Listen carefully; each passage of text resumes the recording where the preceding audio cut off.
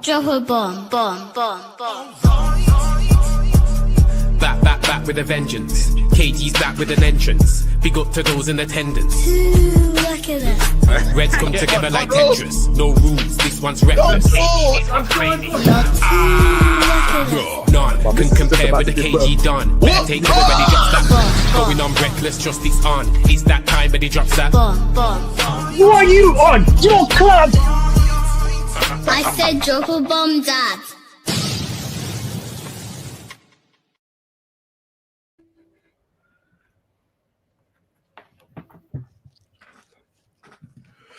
Hello and welcome to the show. I want to apologize to everyone right off the bat. The lateness is due to me. Put my hands up. Yeah, you guys can boo me in the comments if you must. But welcome to the Reckless Roundtable. As you can see, I'm here with Hulkin, JJ, and Riri.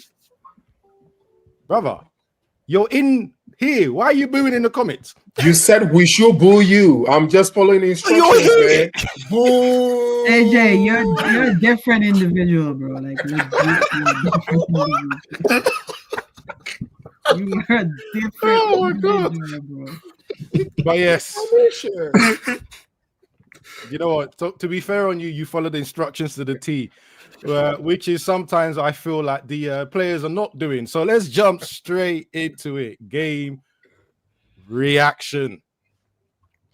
I'm not going to kick this off. Riri, I'm going to let you kick this off, and I'll put my 2 pence in as we're getting into the meat of the conversation. How did you feel about the game? The fact that I'm surrounded by Niger men, I'm gonna get my 2 cents in now because I know I won't be speaking for the next half an hour. No problem. I will control the times. I will control the time. So, game reaction. Again, it's disappointing that we cannot put together a convincing 90 minutes, and we're still, you know, one half FC at this point, depending on if it's the first half or the second half we actually show up to a game. I would like us to show up for an entire 90 minutes and be dominant for an entire 90 minutes. At least one game I would like to see that this season. I don't know what happened that first half. I think we should have gone in up 3 at most, to say the least. The breakdown in defense for that goal was very PTSD of this team. And but the second half, man, I don't know what was said in the changing room, but it worked because they came out, you know, and did what they needed to do or what they should have done in the first half and put the game to bed. Yep. Against a very poor bottom of the league team. So yeah, it's a game that we should have won regardless. Yep. I agree. That first half. Actually, there's something that's a little bit of a bigger problem that I've noticed when we score first. If the manager's instruction is to be solid and hold the 1-0 or the goal up for the first 5 minutes and then build back into the game again, I'm really concerned about that because our team doesn't seem to be able to do it. From the first goal, almost immediately, I knew Wolves were going to equalize. I don't know why. I could just sense it. And even the second goal, there was a bit of panic again after we scored and Wolves were on the attack. And it's something that needs to be discussed. I don't know. I don't see it discussed online very much, but it's definitely something that he needs to fix. This weakness, mental weakness we seem to have after we score a goal. And it doesn't matter if it's 1-0 or 1-1. Or 2-1. Every time we just get this weakness. Moment we score, the next 4 minutes is probably the worst football that you can see on the TV. Hulkin, give me some feedback on the game. What do you like? I think you made a very good point on the mental weakness thing. It's a very good point. And I'm not going to... Amarim's responsible for fixing it, but it's been, as the manager or head coach, whatever you want to call him, but it has been an issue that's predated him, that mental fragility within the squad, within the team. I don't think he does anything to help it. In fact, I think he makes it worse. Yeah. But it has been there before. With regard to the game, it was a good scoreline, 4-1. I do agree we shouldn't be letting them score, but these things happen. In the wider context of a season, if you beat a bottom of the half team 4-1 away from home, it's a good result, right? Yeah. But with the context of United, how we are, that one goal conceded to especially equalize just makes us feel we're not happy about it, and understandably. Mm-hmm. The game as a game of football was scrappy. The quality was so low. We saw a bit of quality with Mount's goal. But overall, I think the quality it looked like a relegation dogfight. It looked like 18th versus 19th, just scrapping it out. It could have even been a championship game. It was so low in quality, and it was a scrappy game. I think Mount played well in the second half. I've seen a lot of discourse about his performance and him, and I think it kind of opens the door to another conversation where it leads people to kind of say me versus you in terms of comparing players. Oh, he's better than Cunha's my guy, Mount's my guy. And I think that's bred because of the kind of bias towards certain players. Mount had a good second half against Wolves, but it seems like anything positive he does is blown out of the world. He's a great player. We're starting to see what he's 2.5 years in, and he's had a good second half against a really bad team. Can I interrupt you for a split second on that? Did you course. think he deserved the man of the match? And if he, I don't. I can't even remember. Who were the other players in contention for that? Because I think it was such a poor game. It's him and Bruno. That was it. Yeah. Probably. Then Bruno Fernandes showed more quality in the game. He showed more quality in the game. I think he scored twice, didn't he? Yeah. No, it's twice, one goal through the penalty. 2 assists. Okay, yeah. No. He had 2 goals. He scored twice. 2 goal, 1 assist. Yeah, he scored that first half goal. He scored that. He scored the first goal with that stupid ass pass. That terrible pass. Yeah. Yes. My bad. I got it the wrong way around. Besides the goal, I think Bruno Fernandes showed more quality. Maybe Mount. It's arguable. I don't know, but I just think it was such a poor quality game. But in any case, reform man of the match. Say that again. Reform. Oh jeez. You know what? Riri's gone there, but there is a bias. There is a serious bias, and this guy has stunk up the joint for United for 2.5 years. He's run around quite a bit this season, not even that much, and everyone. The discourse is driving my head. It's doing my head in, right? I have to remind myself he's a Man United player. He's a Man United player. No, honestly, because I support all the players, even the rubbish ones, and I put him in that category, right? For Man United, he's rubbish. Don't care what anyone says. He's not done anything for my club. Agreed. But I support all the players. I support the manager. As much as I think he's rubbish, I support Man United. But the way the media and social, it does my head in. It does my head in. So I'm just trying to remind myself. You got one of his fans in the chat, actually. How many of them? He is a troll. That is not one of his fans. That is no. No. Even in the group chats, it's always Money Mace this, Money Mace that, Money Mace my guy. Whose money are they talking about? Because if it's not in your pocket, don't talk about it. That's number one. Number two, all of those accolades, none of them are for Man United. I don't care. And even what he's won at Man United, he's not really contributed to. But anyway, let me not get distracted by that. He's a Man United player. I want him to do well, right? But then overall, I just think we're a bad team. We're a bad team. We play bad football. And a bad team gets found out. I don't think we have to be such a bad team.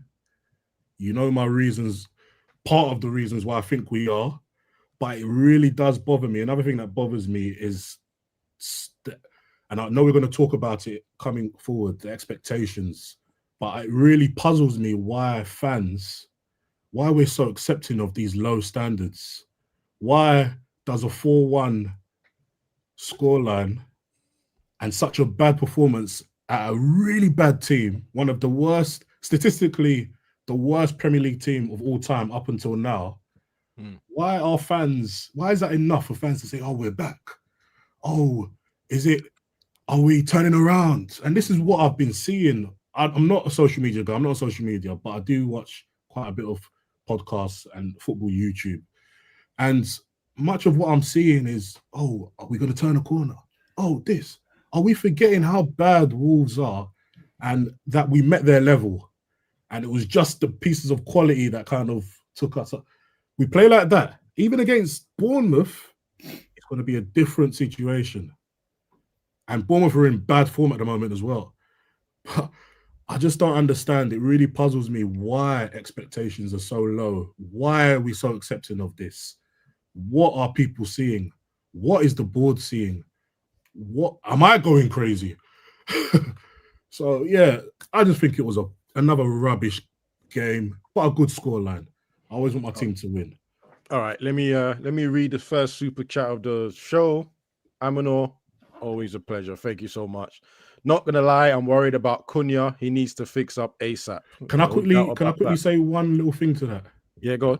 I completely agree with Aminor that he needs to fix up part. I'm a bit more, I said it last week as well, with new signings, with anyone in a new situation, I try and I do have expectations, but you give them time. I give context. I try and friend proving though. Friend proving. I don't. Yeah, but he's not Man United. Let's not get into all of this. But I try and just give a bit of, he is in football terms a grown man. He's 26, so the patience should be a bit less. He has played in English football. The patience should be a bit less, but I still give a bit of room. But I am really worried about him. He seems like he's really struggling with confidence, with low confidence at the moment.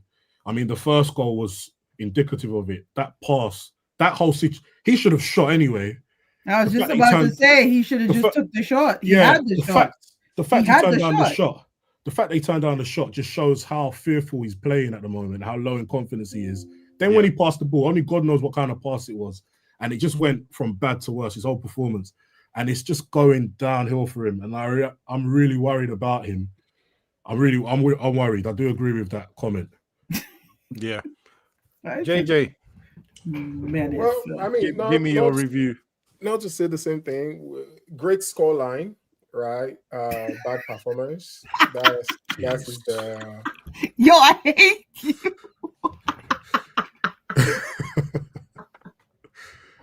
It's the facial expression as well, right? What? Every man of peace. Why are you like this? Also, aren't you meant to say Black Death, not just Death? Oh my god! Not my fault. Thank you very much. Give me a minute. Yeah. Go be Pacific. Which one? Yeah, JJ. Sorry. Yeah, great scoreline. Very, very bad performance. Earlier during the year, I happened to coach my son's 4-year-old under 4, right? And the way kids, when they're playing, they all run to the same place. And then when the ball go to the other side, they all run to there. That's what I watched yesterday, when United was playing. Like a basketball game, yeah? Exactly. And I don't fully get, maybe it was instruction.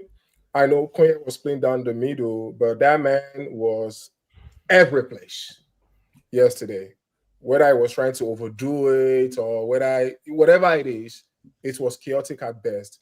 And at some point, and I was, of course, doing the watch along with KG, and one of my comments is like, can we just calm down for a minute? Right? Can we calm down? Can we pass the ball, be in control, which seems to be what we were not able to do.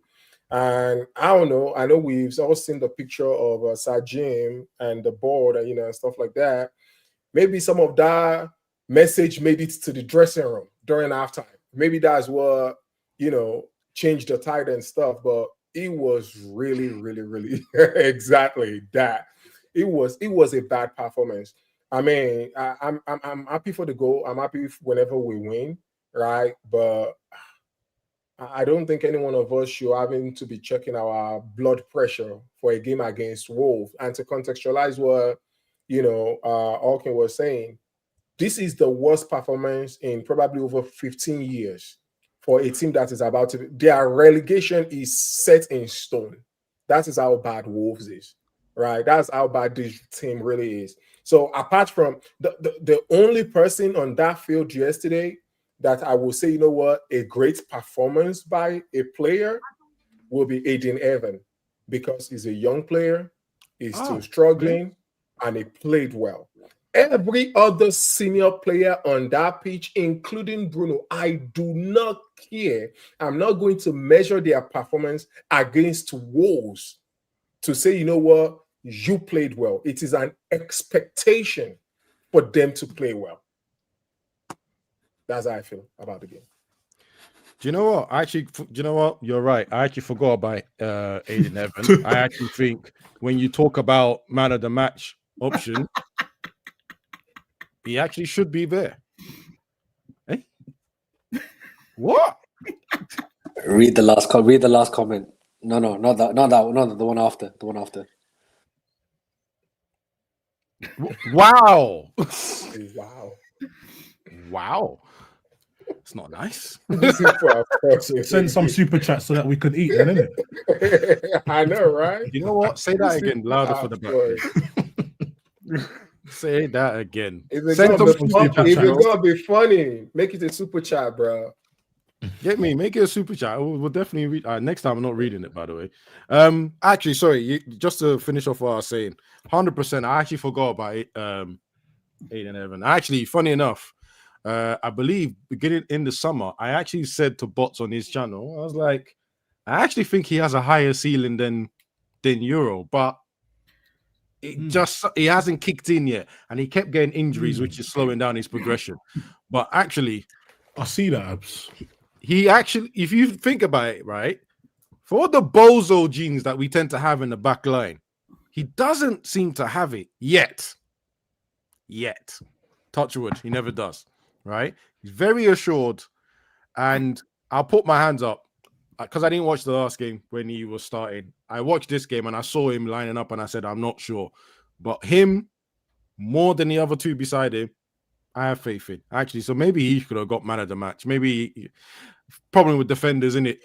The moment you can see the goal, everyone seems to start looking at your performances sideways, even if you've played well, even if you're not part of the goal. He's composed and he's got good timing. Yeah. I really see what you're saying there with that. It's the composure, right? Euro is a little bit of it's a physical thing. He has a battle and does well in his battle. He's got good recovery as well. Yeah. Euro. Heaven seems to read it better. Yeah, he doesn't even get to that point. He's reading the game. He's very good at sending someone in a different direction and then just nicking the ball at the right time. That's things I've seen of him, and that's hard. Ferdinand. Yes. That's hard to teach, and he already has it at 19.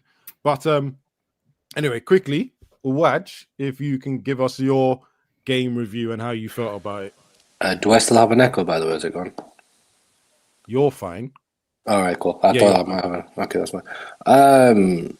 I can't lie. At the end of the first half, I'd fully lost my head because it was disgusting at the end of the first half.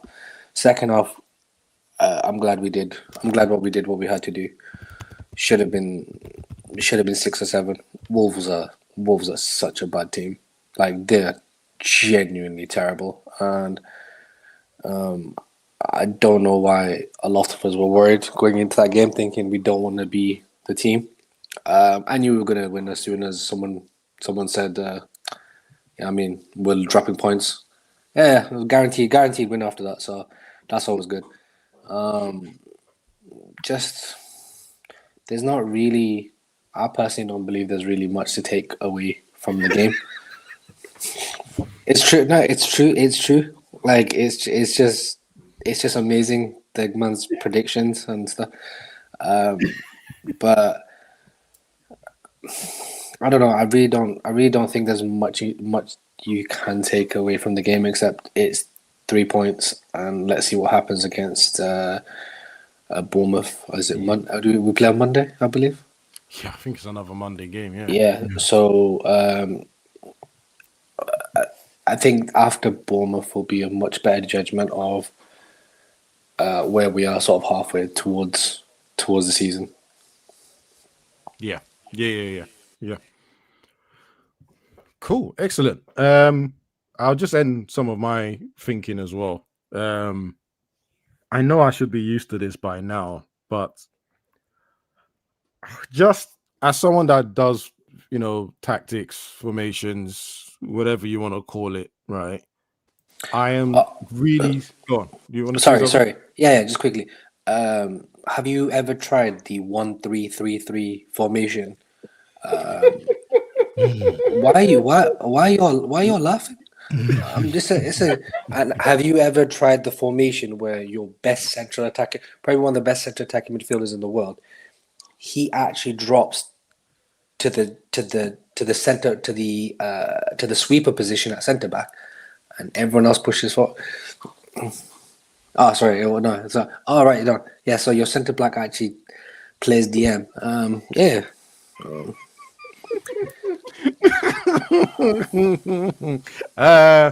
We're going to spend a little segment about I'm still rattled. Oh, there's an echo again. Yep. I'm still rattled at the conversation. 2 shows we've had a conversation about this formation. I need to have a moment afterwards to talk about it. And people that think I'm sorry. no, I just I'm sorry. are we talking for I'm sorry. that is that's what vibe. I'm sorry. Vibes, that is someone's formation for the Wolves game. Right? Yeah. Oh, would you speak of the devil and he will show? Look at him. You know what? I said it in the group. I don't think he's serious. Right?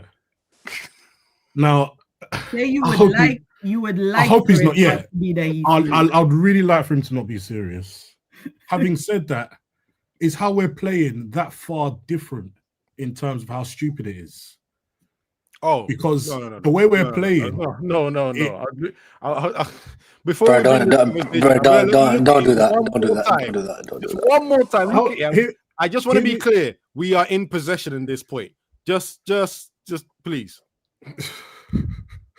I don't think he's serious. I hope he's not. Yeah, really. You have to go back and say, I hope he's not serious. Yeah, man. He's not serious. Serious or not, I got slapped with a court case. And you need more. You deserved it. You need more. Keep chatting shit. You're going to get numerous court cases. Yeah, so, sorry, going back to what I was thinking, right? I know I think about formations. I think about tactically where people are and stuff like that, right? And I know I'm going to say something because you're going to think, oh, but he scored the first goal. But what the hell was Bruno doing there in the first place? He does not stay as a number 8. The whole game, I just kept looking and going, where are you going? Do you not? I like the man. I was one of those people that campaigned for him to be signed in the summer. And I even, when the report came out that the scouts were saying he loses the ball too much and that's why they didn't like him. But obviously after Pogba got injured the second time, they said we need to get something in. Even with that report, I said, no, get this guy. take the pressure off Pogba, and then you can score goals and all the rest of that. But at 30, I don't know how old he is exactly. But Habs. You know Yeah, the go way on. when we play He's pick up 32. He's going to be 32. when we play pick up on the weekends, right? And at some point during the course of the game, the centre back will be like, yo, but it's my turn to go and score. You know, let me go play up front, right? Against Wolves, I'm actually fine with him saying, you know what, it's my turn to go and score. Because they are bad, right? They are bad. Everybody can do that.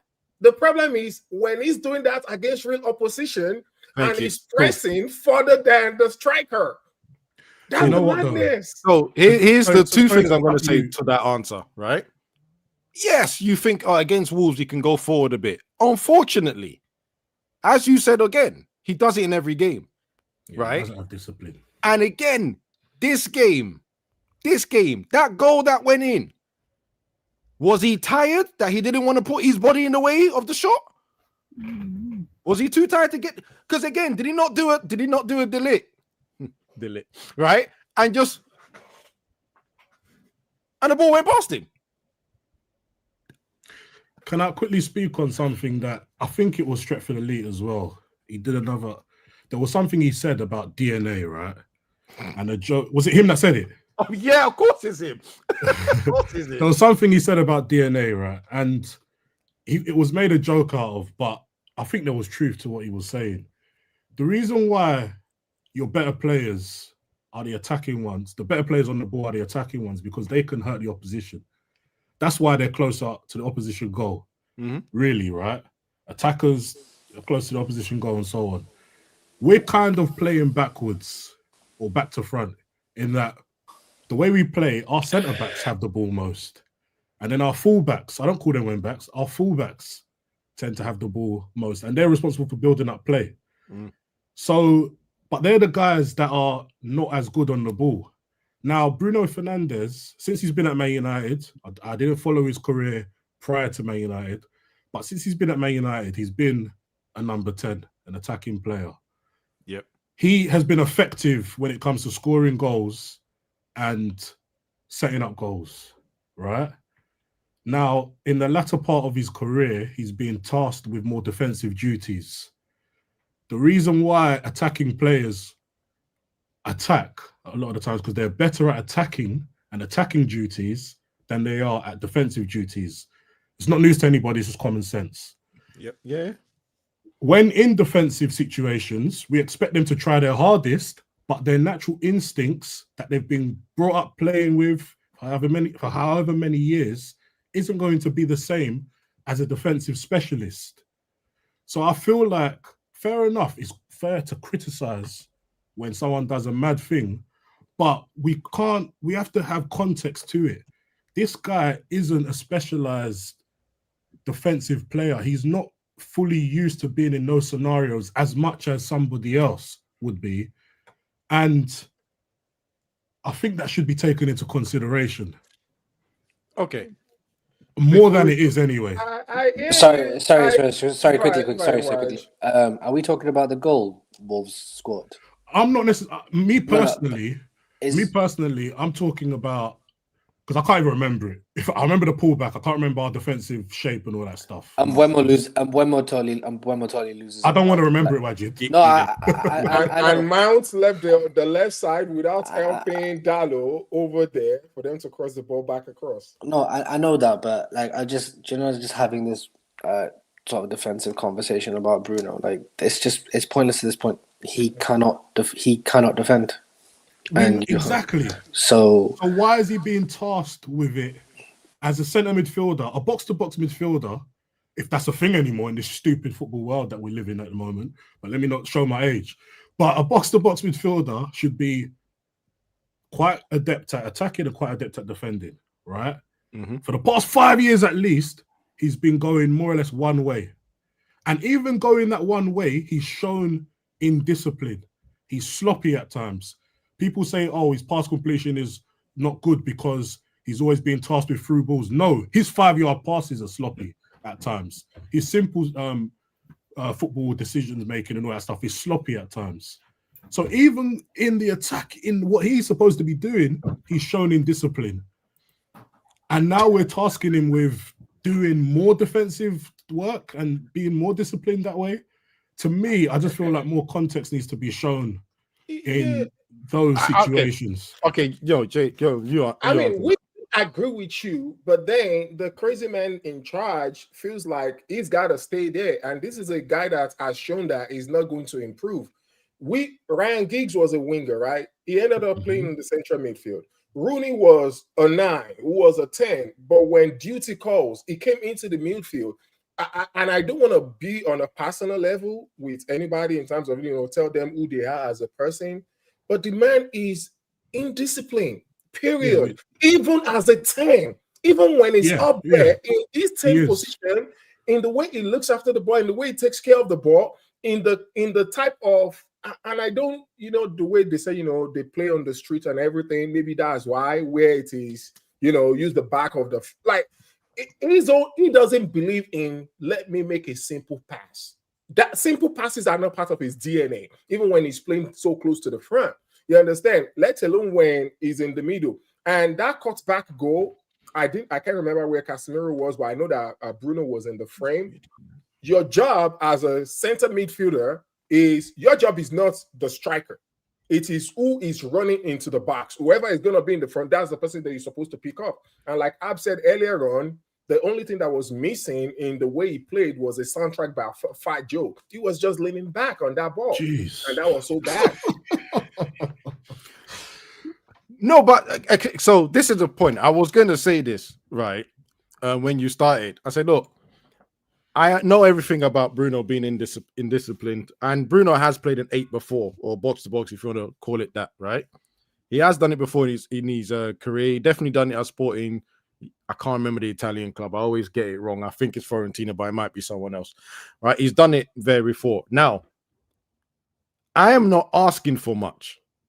In my mind, I don't feel I'm asking for much. Track a man 5 yards away from you, or not even track him. Like when you're going in for a tackle, if you know you can't actually tackle him, just get your body involved, show him in a different direction, whatever. I know you can be, you're a professional football player. You can't tell me you don't know how to do that, right? And if you're going to block the ball. Take the hit in the face if you have to. This is what you get paid for. Not lean back. Not get out of the way. So those two things for me are they're not specialists. Don't have to be a specialist to get that right. I'm just shocked that as a professional, I deal with semi-pro players or people that think they're semi-pro. If I put you in midfield, they know immediately I want you to go back and forward. Pick and choose. But my problem is that without a doubt, at 32 years old, Bruno has no thinking when it's time to go forward. He stops thinking when it's time to go back. I have a question. Go ahead. With regard to that same player that we're discussing, he's not the only player that I've seen defend like that. I've seen defenders defend like that. Where they put their hands behind their back. Where they put their hands behind their back and turn. Somebody kicks the ball and they do like this. Yeah. It's that lean is so annoying, man. I can't take it. Get hit, man. I've seen our superstar center back do that a couple of times. Oh, don't be on the hit list of a certain man. You mean the Twerkers United or which ones? No. Oh, him too. Not twerkers. Twerkers is twerkers. He just, Twerkers.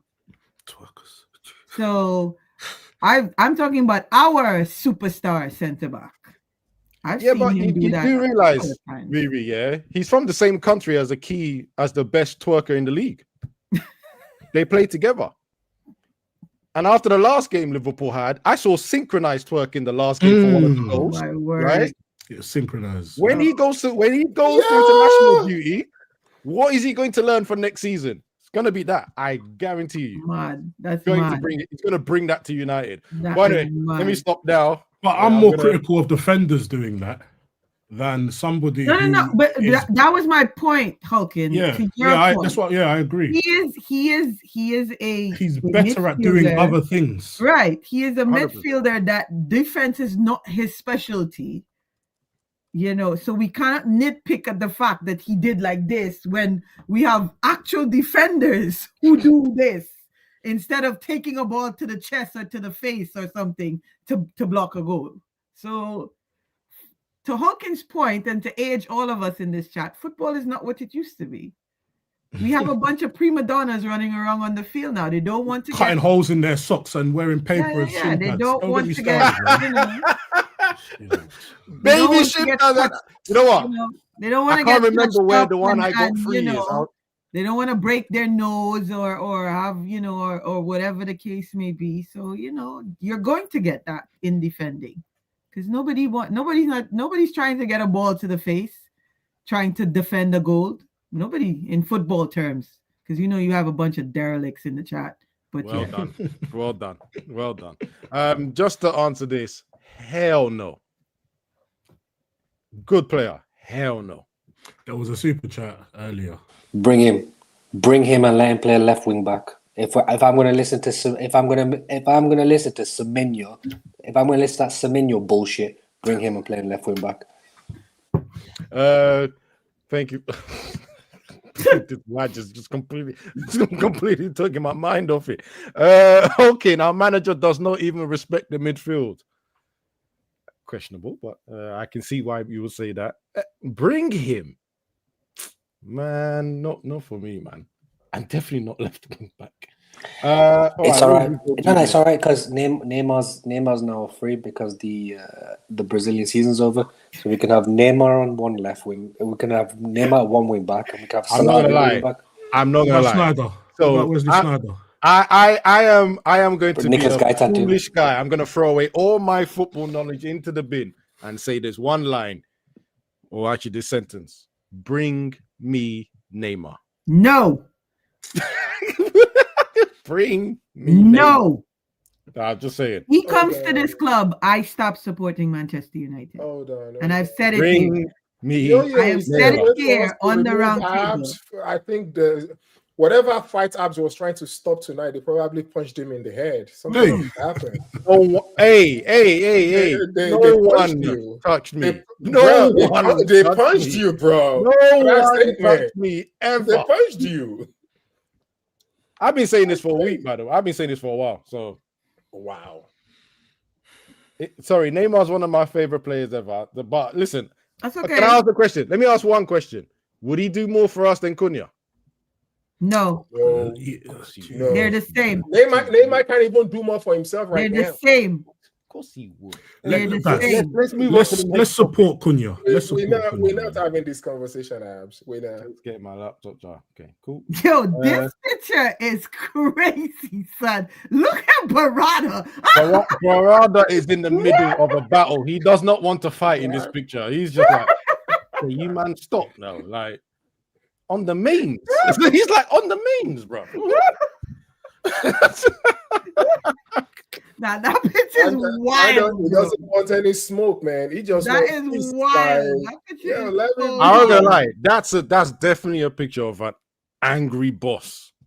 Because apparently that was taken at halftime, right? They said it was right after Wolves scored. Omar looks like that kid that's stuck in between two fighting parents, bro. Like he legit is like, hey. I don't know why they are fighting, but I'm happy that they are fighting. We need. Oh no, I'm actually quite pleased by that, to be honest, because that means that conversations were being had. Yep. Conversations were being had. Does it though? They could be talking about anything, man. It's just coincidence. That is right. No, Hulkin. Like apparently that all kicked off at halftime after they scored and after like. Anyway, let's hope, man. Let's hope they're not as blind as they've been behaving. I mean, that wasn't somebody getting an order wrong. It wasn't like, hey, Uber Eats was delayed or anything. You know, that look is like, yo, the fuck is he doing? It seems like he was more vocal than that manager because apparently the manager didn't speak to the players at half time again. Yep. Just to answer this question, only one answer: Kennedy all day. I hope he never does it to test us. But yeah, Kenny G all day. All right, let me just put this back up quickly because we've got someone else is joining us. So next topic: expectation and standards. Hawking, I'm gonna let you start this, but I'm gonna put a timer on you because I know how long you're going to take on this topic. So I'm gonna reduce it to 2 minutes, Hawking. All right, I'll do my best, yeah, because you know what? I'm passionate about this, and this is really. Oh, I know. I alluded to it earlier. What the hell am I going crazy? Because 2 seasons ago, 8th place was unacceptable, right? And everyone lost their heads because we went from 3rd to 8th. It was our worst Premier League finish, and this guy was responsible for sacking off a season last year and taking us to 15th. And now all of a sudden, 8th, 7th, 8th. Is what we should be aiming for, is realistic. To me, that's crazy. But if that is what we're looking at, this is what that looks like in terms of you win a game, you draw, you lose, you draw, you win. That's a 10th to 8th place team. That's never acceptable. I don't think our players are great players, but they are better than that. I don't think you should ever get to spend 200 mil and, 8th is okay. I'm not one of those. So to me, it's crazy. And I've been thinking, people have said they're convinced Amarim's going to get the end of the season. I'm hopeful he doesn't. And I think, I don't know. I'm halfway, 50-50 between, I don't think he will. I think they're just saying that. But part of me does think he'll get the season. But I really hope he doesn't. And that picture does restore some faith in me that they are not as blind as they've been leading us to believe, or how they've been moving. Because how they've been backing this guy so much in how he's been in his approach, in the way the team plays, in his treatment of young players, is such the antithesis of what Manchester United is. If they back that, they don't understand the club. They don't understand the culture, which is a bigger issue. But at the same time, they're just allowing it to happen. So I'm just puzzled at what's going on. Boardroom level, club level, and the fans as well. Why are we accepting this? Why? Champions League qualification should be a minimum at all times. And with how bad the quality of the Premier League has been over the last few seasons, it's open. There's a big opportunity, especially this season, for a team to just put a couple runs together and easily qualify, be even 3rd place, not even 4th or 5th. And I think we have the players and the team to do that. I just don't think we have the manager, or I think we have a manager so arrogant, he's prioritized his own philosophy and his own ego over what's best for the club. And I just think as fans, can we put some more pressure? Can we open our eyes and kind of refocus? We should never be worried about facing Wolves. We should never be, 8th place, 7th place. No. Wake up. You know what? You got some time left, right? So I'm going to ask you this question. Oh, take that back. No, you don't. Ask me the question. The alarm just went off. Ask the question, quick. Did you actually set up like a timer for him? 100%. I know what topics trigger him and make him want to talk. And that's one of them. So I had to say one. Right? It is. And I will ask the question, notes. and everyone else can answer this as well, right? If it wasn't Man United, if a team finishes 15th and then they finish 7th, do you not see that as improvement? I would have to look at where they finished the years before that. The bigger context has to be, because that 15th could be, what's the anomaly? The 15th or the 7th? Does that make sense? So I would have to take in more years to see what the anomaly is. Clearly, in this situation, I don't know, 5 years maybe. No, okay, I can't beat you over there with 5 years. No problem. Don't worry. in this situation, the 15th is the anomaly. Yeah. Can I answer that question? Go on, JJ. What you're missing is who is in charge. If any club is to finish 15 and then they now finish 7, we'll be like they did a good job. But you better know that it is not the same person that took them from 8 to 15 that will be in charge to restore them back to 7. Not any of the big clubs that we compare ourselves to. Not the Barcelonas of the world, not the Inters and the AC Milans, not the Real Madrid of the world. He would have been sacked and it would have been sent packing. That's the caveat. You're right on the Real Madrid.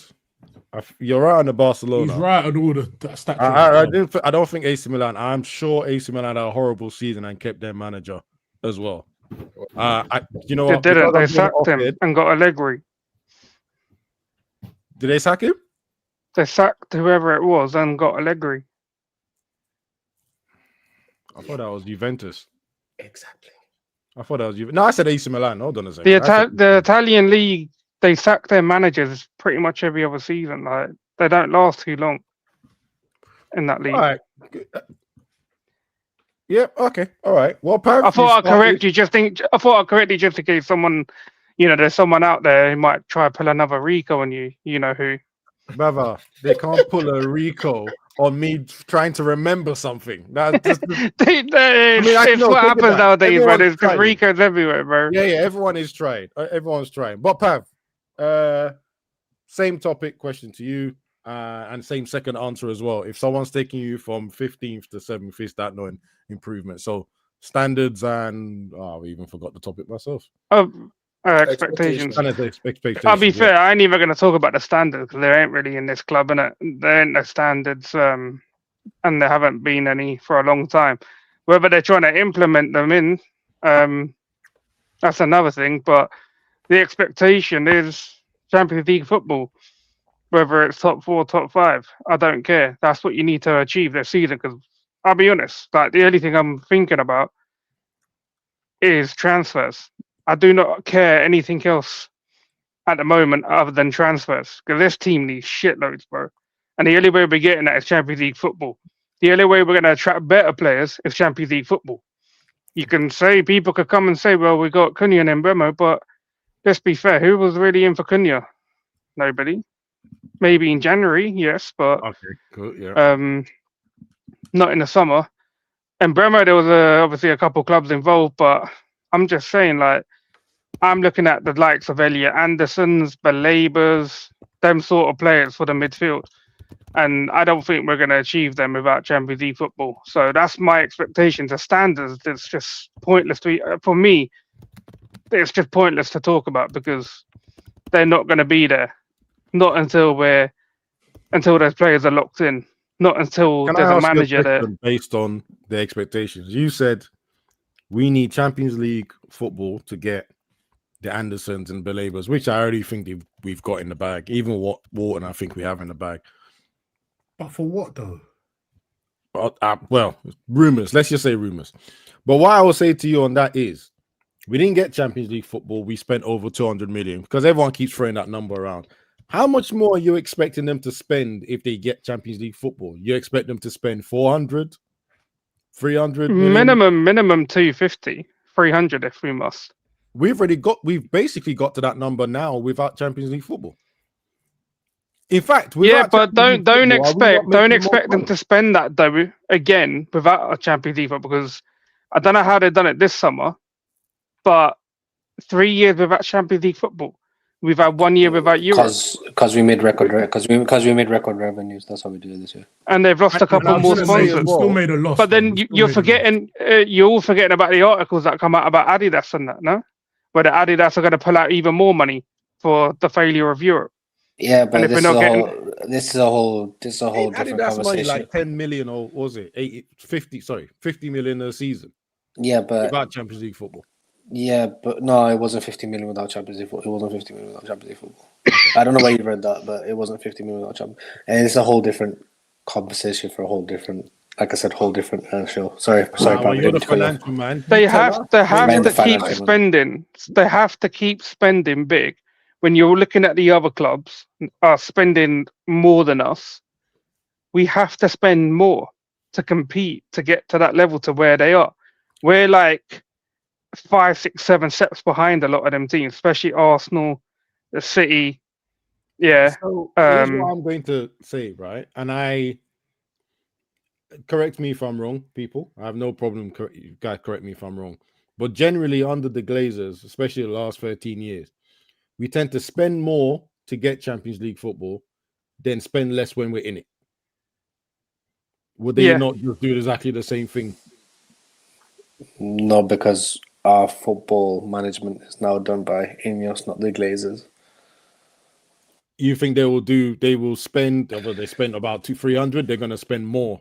No, I don't think they'll spend more. I think they'll spend about the same amount. But again, under the Ineos structure and stewardship and all that, you can't really blame the Glazers you can't really point the finger at the Glazers under any football transfers anymore. So if Ineos do decide to spend less if we get Champions League football, from what we know, what we've been told and from all reports, that's an Ineos decision then. That's not a Glazers decision. So let's see how different we are in Ineos. Would you not find it a bit odd if they did exactly the same thing that the Glazers were doing? Not really, because I've seen these current owners cut 250 jobs, cut all the offices, cut more staff this year, terminate the lease in the London office, even though they started the lease in the London office. At least they're arranging a Christmas party this year for the staff, so that's nice. That's nice. Oh yeah, because it was embarrassing when Bruno offered to pay for it. Yep. Yeah. So which they didn't allow him to. Yeah, they can't. They said no because it will look bad. They've cut charity contributions. Yep. They've cut benefits to some. Anyway, sorry. Carry on, Wajid. Nice. Sis, you're on mute. Go on. I said not to Shaw's mother. I hope. God damn. Oh God damn! What did Riri say? I didn't even know what she said.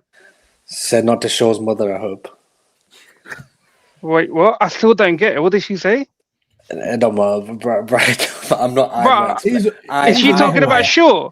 Yes. He's another one. Who else you going to be talking about with Shaw? He's another one. He represents. Oh wait, are you talking about his video thing from last year? Yeah. Oh, okay. What up? This guy. I don't know what. This guy wants someone to full explain. So like, whenever if someone sent this to someone's work, it's just there about how people hate people on benefits. Bro, it's nearly 12 o'clock, bro. I've been up since 5:45. But yeah, so why would I expect anything different when the bottom line is the bottom line? And I'm glad. If I may real quick, right? Yeah, go ahead. Yeah, I'm about to head out, but this just might. Yeah, I got to go pick up the Luma, man. Well, standard expectations. So personally for me, and using your son as an excuse to see wife 3 is magic. What, James? You will not get me in trouble, my man. You will not get me in trouble. But real quick though, mine. And I know we're gonna talk about where we're supposed to finish in the league and everything, which I do think is a very important topic to touch on. Mine actually goes back to the game yesterday. We are playing at Wolves.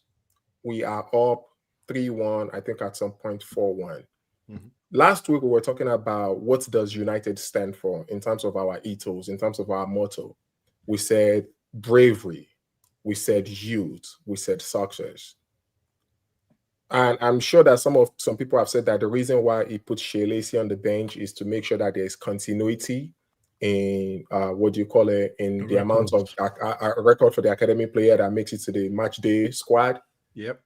This man, once again, does not represent this club. If there is a game that is like, you know what, young man, we are up 4-1. I want you to go out there. I want you to put some belief.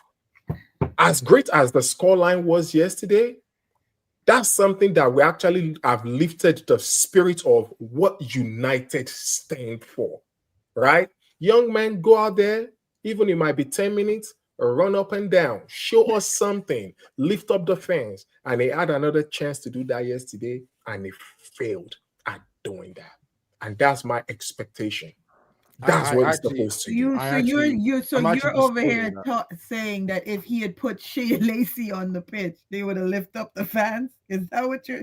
That what I'm getting from what you're saying? I will be excited. Yes, I will be excited about the future of United because that is the future. That is the future. Yeah, you know what, JJ, this is one of the few times I actually agree with you 100% because I was. It's only a few times that you keep having me come back every week. Hey, but I like difference. I like learning from different opinions. That's what. Listen, the only thing we would have heard if we put what's his name? Is it Sean Lacey? Shea Lacey. Shane Lacey. Yeah, would it be a round of applause, and then we'd come on stream and listen to NN tell KG that he's 001. That's all we're gonna hear. Regardless of that, I'll say this. It actually quickly, does right? lift I'll say this quickly, Jay. Right? I was on watching the game, second half, and saying 3-1. Shane Lacey needs to get minutes. This is the perfect time to bring it in, to bed him in slowly. Okay, so I'm not going to lie to you. I have a question to the football enthusiasts on this panel because I can't say we get. I don't know how JJ knows about Shea Lacey because we don't get any of those other games here in the United States. YouTube app, man. The United app, man. I follow. Oh, I don't pay for that. The under 18. You rich. You got money. You got that Arab money. I ain't got that money. I got that money. You have to pay for the United app in the States. Pardon me? Yep. Oh, what? Okay. You don't have to pay for it here. We have to. That's what I'm saying. No, but he gets the extra content because he's probably paying like $6-7 a month or something. Yeah, the premium stuff, isn't it? He's got that Arab money. That's what I'm saying. No, so why is Riri for me? Riri? So my question, my question to you is this kid was this kid ripping up trees in the Personally, I'm gonna let Hawkin answer, then I'm gonna answer because I've watched quite a few games. I haven't watched. I don't know. I'm not gonna sit and lie. I don't know. Okay. I was watching some youth games last season, but I don't watch the youth team as much as I used to growing up and all that. I used to watch a lot of football growing up. As a grown man, yeah, you collect a wife and children. Exactly. Yeah. So I don't know. But I do get excited. You hear about young players, that's one thing. I can't vouch for them, but I want to see them. Okay. And there is an excitement, especially I spoke about what made me fall in love with Man United. Young players. I remember Makeda's I remember young Ryan Giggs. This is how old I'm going back. He's the reason I support this club. Young Ryan Giggs. I remember David Beckham. And when he went on loan to Preston, I remember it all. Damn. Yeah, but is that the reason? Bro, you gotta be near your 50s, almost 50. When he said loan to Preston, I went, whoa, wait. Is that the reason? I saw him. So my question, so that's where I'm going with not that old. So I feel like the nostalgia of what we remember the academy to be and what the academy is now is it pushes us to say, oh, well, bring on these kids. Yes, but you are right. Personally, what I've seen of the academy in recent times, not many of them come on and actually. But sorry, sis. Can I push back? The academy have been very successful over the last 5 years. They've won, I think, nearly everything. They've been really successful. You are right in terms of the nostalgia. It does, I saw a lot of these players making their debut. I saw that. Sorry. But jeez, I can't look at these comments.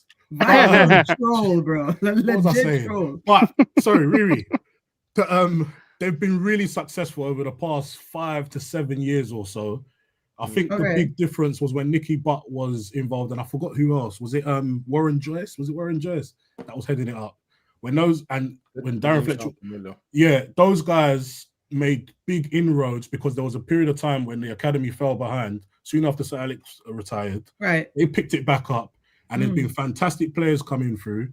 And as teams, they've been winning everything. Gotcha. When the reason why they've not transitioned well, in my opinion, is because of the managers that we've had and the lack of duty of care for these young players coming through. But even having said that, we've had a few players come through. Elanga, McTominay, Mainu is an obvious one. Rashford's, even these guys have come through. Garnacho, they've made decent careers of themselves. You forgot Greenwood, by the way. Mason Greenwood, he was I knew Mason Greenwood. I did watch him quite a bit. Let me quickly add context. No, to this, wait, right? wait. Before you go, Waj wanted to push back on what I was saying. So I mean, first I want to ask: There's a question, Hulkin. Did you see Wilt's 100-point game? Because there's. Did I see who? Sorry. Did you see Wilt Chamberlain's 100-point game as well? I was in the front row. Oh, my guy.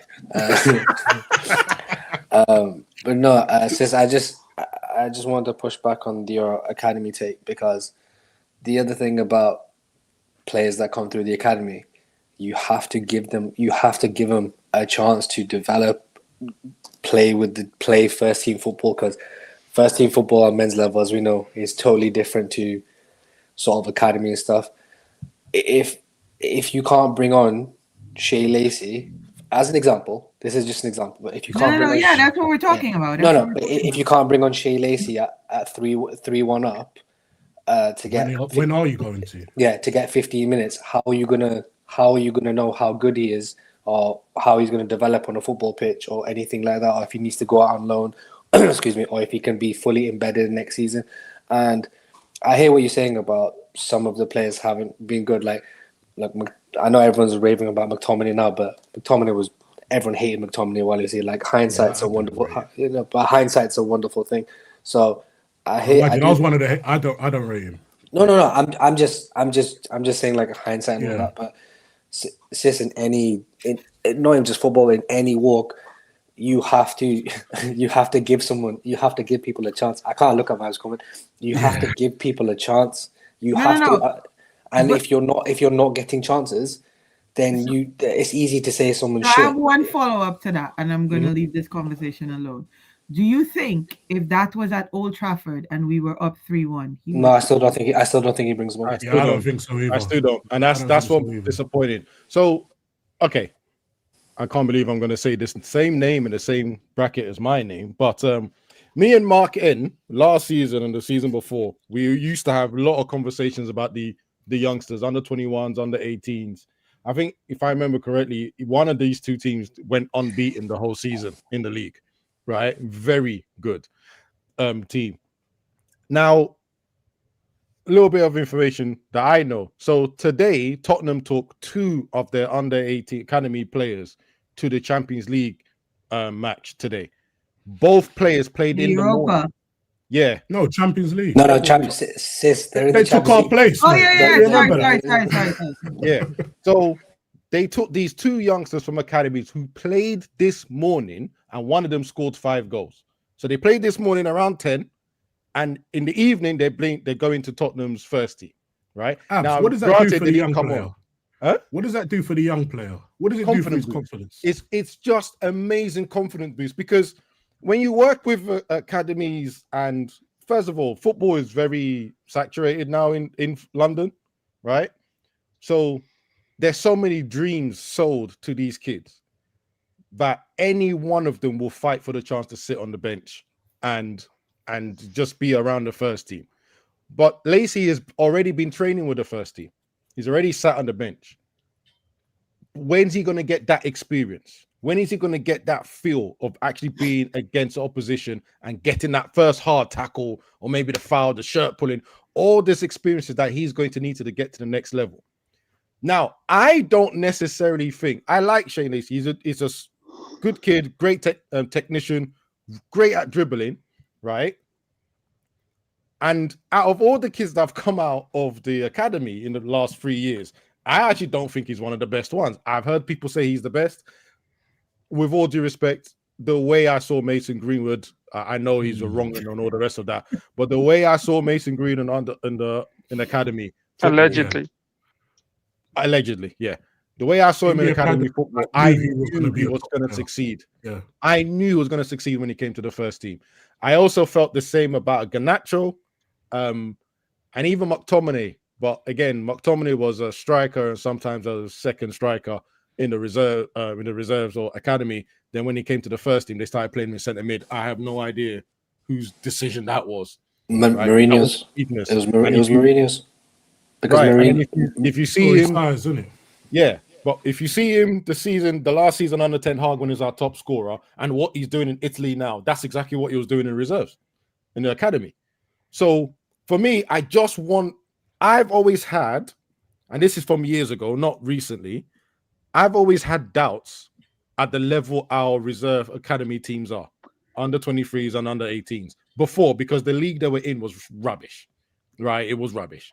Now the setup they're doing now when they're doing cup games against actual men's football team, adult football teams, it makes things better. And actually, if you watch some of their games or their highlights, you see that switch from playing against their compatriots, under 18s, under 21s, to playing men's football. You can see that they now have to think. They really have to think.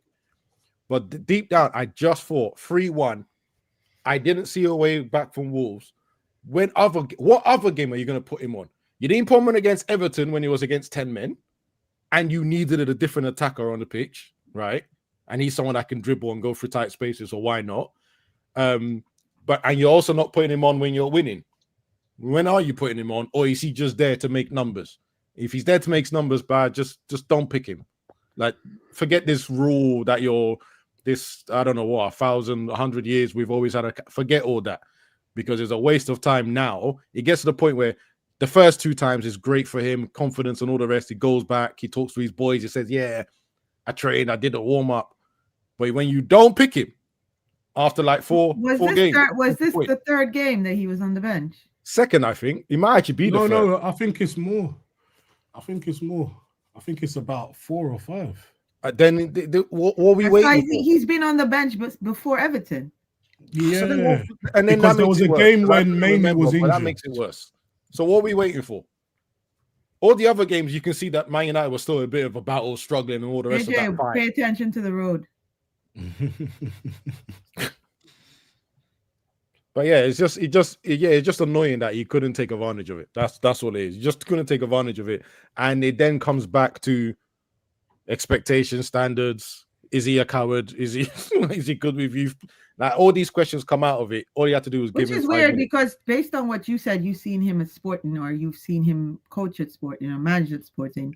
He played youth. He literally got rid of all the experience. It's quite an interesting reversal of decision making. It tells me. Do you think it's because he has to win games to secure? It tells me he's under loads of pressure. Does it come down to the fact that he's under pressure to win games and to put your trust in a youth to get you there is not something that he can afford to do right now? After last season, especially after last season, where he's tried it with the seniors, it didn't work. Then he's put some kids in and maybe it didn't work that well, right? He now knows that I think almost every game he loses, his job is on the line. So he's not willing to take the risk at the moment. But I am even more scared for him, because if you can't take the risk at 3-1, when are you going to take the risk? Abs fuck 3-1. We were 4-1 up after 65 minutes. If you can't take the risk of 4-1, even if it's 10 minutes, if you truly believe your team's going to capitulate 3 goals in 10 minutes with one youth player on the pitch, then why are you? You've got to look at the coaching, and then you've got to look at the coach and the manager. Yep. This isn't like an agenda thing. If you can't trust someone at 4-1 up, what does that say about your management skills, you as a person? Like, I understand being scared, but come on, man, what the hell are we doing? The thing is, Raji, he also worries me what he sees at training with these players, because I know I've seen them throw away leagues. Does anybody know? Does anybody know what time Xerxes? At what minute did Xerxes come on? Same as Kobe, no, like the 70th, 77, 78. Okay, so the reason I'm asking, so I agree with your point then, Wajid. Sorry, actually, by the 70 something minute, we had already been up 4-1. So yeah, instead of throwing Xerxes on there, he could have thrown a kid on. And by the way, look, you know what? Instead of putting Dogu on, he could have put the guy on the wing. That's what annoyed me. No, but I think Dogu came on because Dalot got a knock. I think it wasn't Dalot. Wasn't he booked? Was he booked? I thought he was booked. One out of the two. Something made him. I think it was a knock. But again, Dogu come on in 84th minute. You really telling me Shea Lacey can't hold it down for 10 minutes with extra time? If you put it that way, I'm not gonna lie. That really. And he's an out and out striker, or is he? No, Lacey's a winger. Well, he could play. He could play. 10. This is another kind of coming back to the whole expectations thing and the club. I don't know. This is another thing that really doesn't make sense to me, right? They appointed a manager who plays one system and only read the book or the page of the book for that system, but all the other teams play a different way. So now, for example, you've got a wide midfielder or a winger or whatever, Shea Lacey, who's coming into the first team. What position is he going to play? So he's going to be playing fullback. I'm not calling it wing back. He's going to be playing fullback or inside 10. How many times has he played those positions in the youth teams? So he's a right wing or cam, right? So the 10s would have been fine, right? But when in truly, okay, but you see my point. He's coming into a system that's different from what he's grown up being played, and it just seems to be no unit. It just doesn't make sense to me. For 10, no, hang on. All of us have played football at some level. Do you know if you're getting 10 minutes on the pitch, it does not matter at what level of use system. No. I'm not saying you were playing. I'm not saying that's the reason to not bring him on. I'm just saying it just speaks to how much in disarray we seem to be bringing ourselves all for Amorim. It feels like anyway.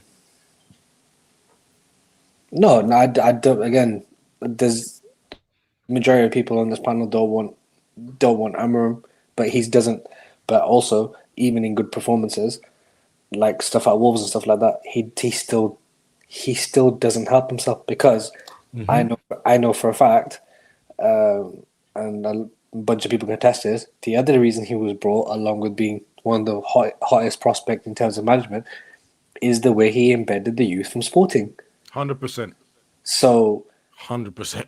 So I understand people saying he's scared and stuff like that, but at this club, specifically at this club, in my humble opinion, do you know if you bring through youth players and like it doesn't work, you are given more time because at least you are trying to play the youth. At least you are trying to play the youth players. Mm-hmm. Him playing these seasoned vets, week in, week out, and it not working, and then, which is also why what's his name, Cobby, has been put on the pedestal. He's been martyred. Is because the younger players and the youth players, in my opinion, are being unfairly targeted for what the senior players and the management team have been doing week in, week out. And people are going to say, well, that's what Grimsby is for, that's what the FA Cup's for, etc., etc., etc. But he couldn't take the risk at Grimsby because of what happened last season. Now, and my point being again, if you're not going to play, if you're not going to play the youth players at 4-1 up with 10 minutes to go, then who gives a shit about the record? The record's just a fan thing. Who gives a shit about the record? If you're not gonna at least try to play youth players, then what the fuck's the point of having them on the bench? Can I ask a question? By the way, just to throw in there, quickly, I want to quickly ask a question. If he was brought in because of how he does improve youth players, bring them in, and so on and so forth, do you think the board are not questioning him now then? And if they're not, why not? Because he seems to be able to just do what he wants, and I don't get it. Because I think because again, we haven't seen any information or any stories from the board saying that his job is under pressure. I think they've accepted the fact that he feels under pressure and he's going to play whoever he trusts the most, and he clearly does, because people that he doesn't trust are not getting a chance. Or if you make a mistake, you're a perfect gone. example. You're making a mistake, you're getting dropped, right? So he's clearly going, I need to build a certain amount of points, or I need to hit this target before I can, be a little bit braver. And it's really, for me, it's like you've got Haven, you got Euro, and you only started Haven now because other people are injured. Otherwise, Haven ain't seen the game. And he's taken him off at half time in one. Yeah. And then he took him off again yesterday. Yeah. And you've got to think that Euro was playing well in the beginning of the season. People are saying that he spoke out about I never really saw it, so I don't know if that's bullshit. It probably is, right? And he's made a mistake. All of a sudden, bench. But yes, Luke Shaw can get away with murder. DeLitt has moments where he's making mistakes. Maguire does make a mistake every 2-3 games as well. So why not? Why not risk them? Especially the more senior ones like Euro, like Evan. How Luke Shaw is so comfortable in his position when Heaven is right there is driving me crazy. Because Luke Shaw's contract runs out. He's out the window. Why don't you spend the time building this guy up instead? Because you can have him for the next 10 years. It just doesn't make sense. But there are some things that I question, but I'm almost going, you're 80% of the problem. But I'm actually questioning people above you too. Because there should be a push. There should be a push. But going back, could have come on for 10 minutes at left wing back. Bearing in mind, the 2 left wing backs we have are rubbish, right? He's a winger. Ruben likes playing wingers as a wing backs, right? So why don't you play him for 10 minutes on the left? He's left-footed. Put him on the left. Let him go and attack them. Let him get some confidence. If that young man had come on, got the ball, beat one Wolves guy, put in a good cross in, that's it. For the next 2 games, he's set. His confidence is here. I'll do anything you want me to do, coach. No, he brings on Togu. Bro, really? I just sat there for really. I mean, but I think, you saying, or someone saying, he think his job's assured and stuff like that. I mean, everyone knows just because of what you say in front of the camera doesn't mean that's what's really going on behind the camera. And to have that outburst reaction at halftime, right? Just because Mr. Jimothy said he backs this man. I don't think all is well and good at that board. So you're coming to my side now. I'm not coming. I've been on that side. In terms of not believing him the other day when he said, "Oh, he's set." But I don't believe anyone. I've worked. To be fair, I've worked in financial services too. I've worked in financial services way too long to believe what someone says to me and what actually happened. So have I. Then people would, anyway. Let me look. So have I, man. Pav, I don't know if I've asked you. Just want to make sure if anyone hasn't spoken on this topic, please take over, talk before we move on to the next one. If you want to. So, Pav, I don't think I've asked you directly, and I don't think I've asked you. I was over there playing whatever. He's always playing. Yeah. I ain't got nothing in my hand. My hand's free. Well, you put it down because I saw it. You had it earlier. You know what? I was just thinking, if someone's put a comment saying Dorgu's trash, and then I remembered that I saw a video this morning of football players that play with a disability, and then the last clip was basically Lamen plays with Dogu, basically saying Dorgu's disabled. Oh my days. That's no. Football banter is getting harsher and harsher as time goes on. That's not fair. It was literally like some players, like obviously like Royce Cazorla, who had like ankle problems and stuff, and then last clip was Lamen played with Dogu. It's just come in my head because someone's talking about Dogu in the chat. That is not nice at all. Vibes going. My owner showed passion. Fake news. Vibes is a full troll, bro. Let's move on to AFCON, man. Everyone thought Arnie Slot had an identity. I'd rather lose and gradually build than ride the wave to build the wrong expectation. Are we gradually? Oh, shut I'm so glad we didn't have the conversation about stats and what they hide, because I know that would have set you off too. Look, I can go on about stats because people don't even understand. You should call bots. People don't even understand. Hey, you and bot. Reach out to bots. You know, he'll have a whole show with you. Is he a number sexual or something? Yes. No. Hulkin, on this show, all of us learnt what XGG is. No, not XG. XGG. What's the extra G for? So goals per game. Wait. XXG. It was XXG. No. Oh, sorry, XX. No. It's expected goals. Sorry, it's not expected goals. It's expected goals. So are you serious? 100%. Because I know Wad, I'm starting to know you. No. Ask. Honestly, ask these three if you think I'm trolling. He came here about a month ago. Yes, it's called talking about expected goals. Yes. What does that mean? So basically, basically, it is the expectation of scoring a goal from the original expected goal is how he explained it. Yep. So the square root of the XG. Is that what we're doing? No. It's XG squared. No, it's the square. Either way.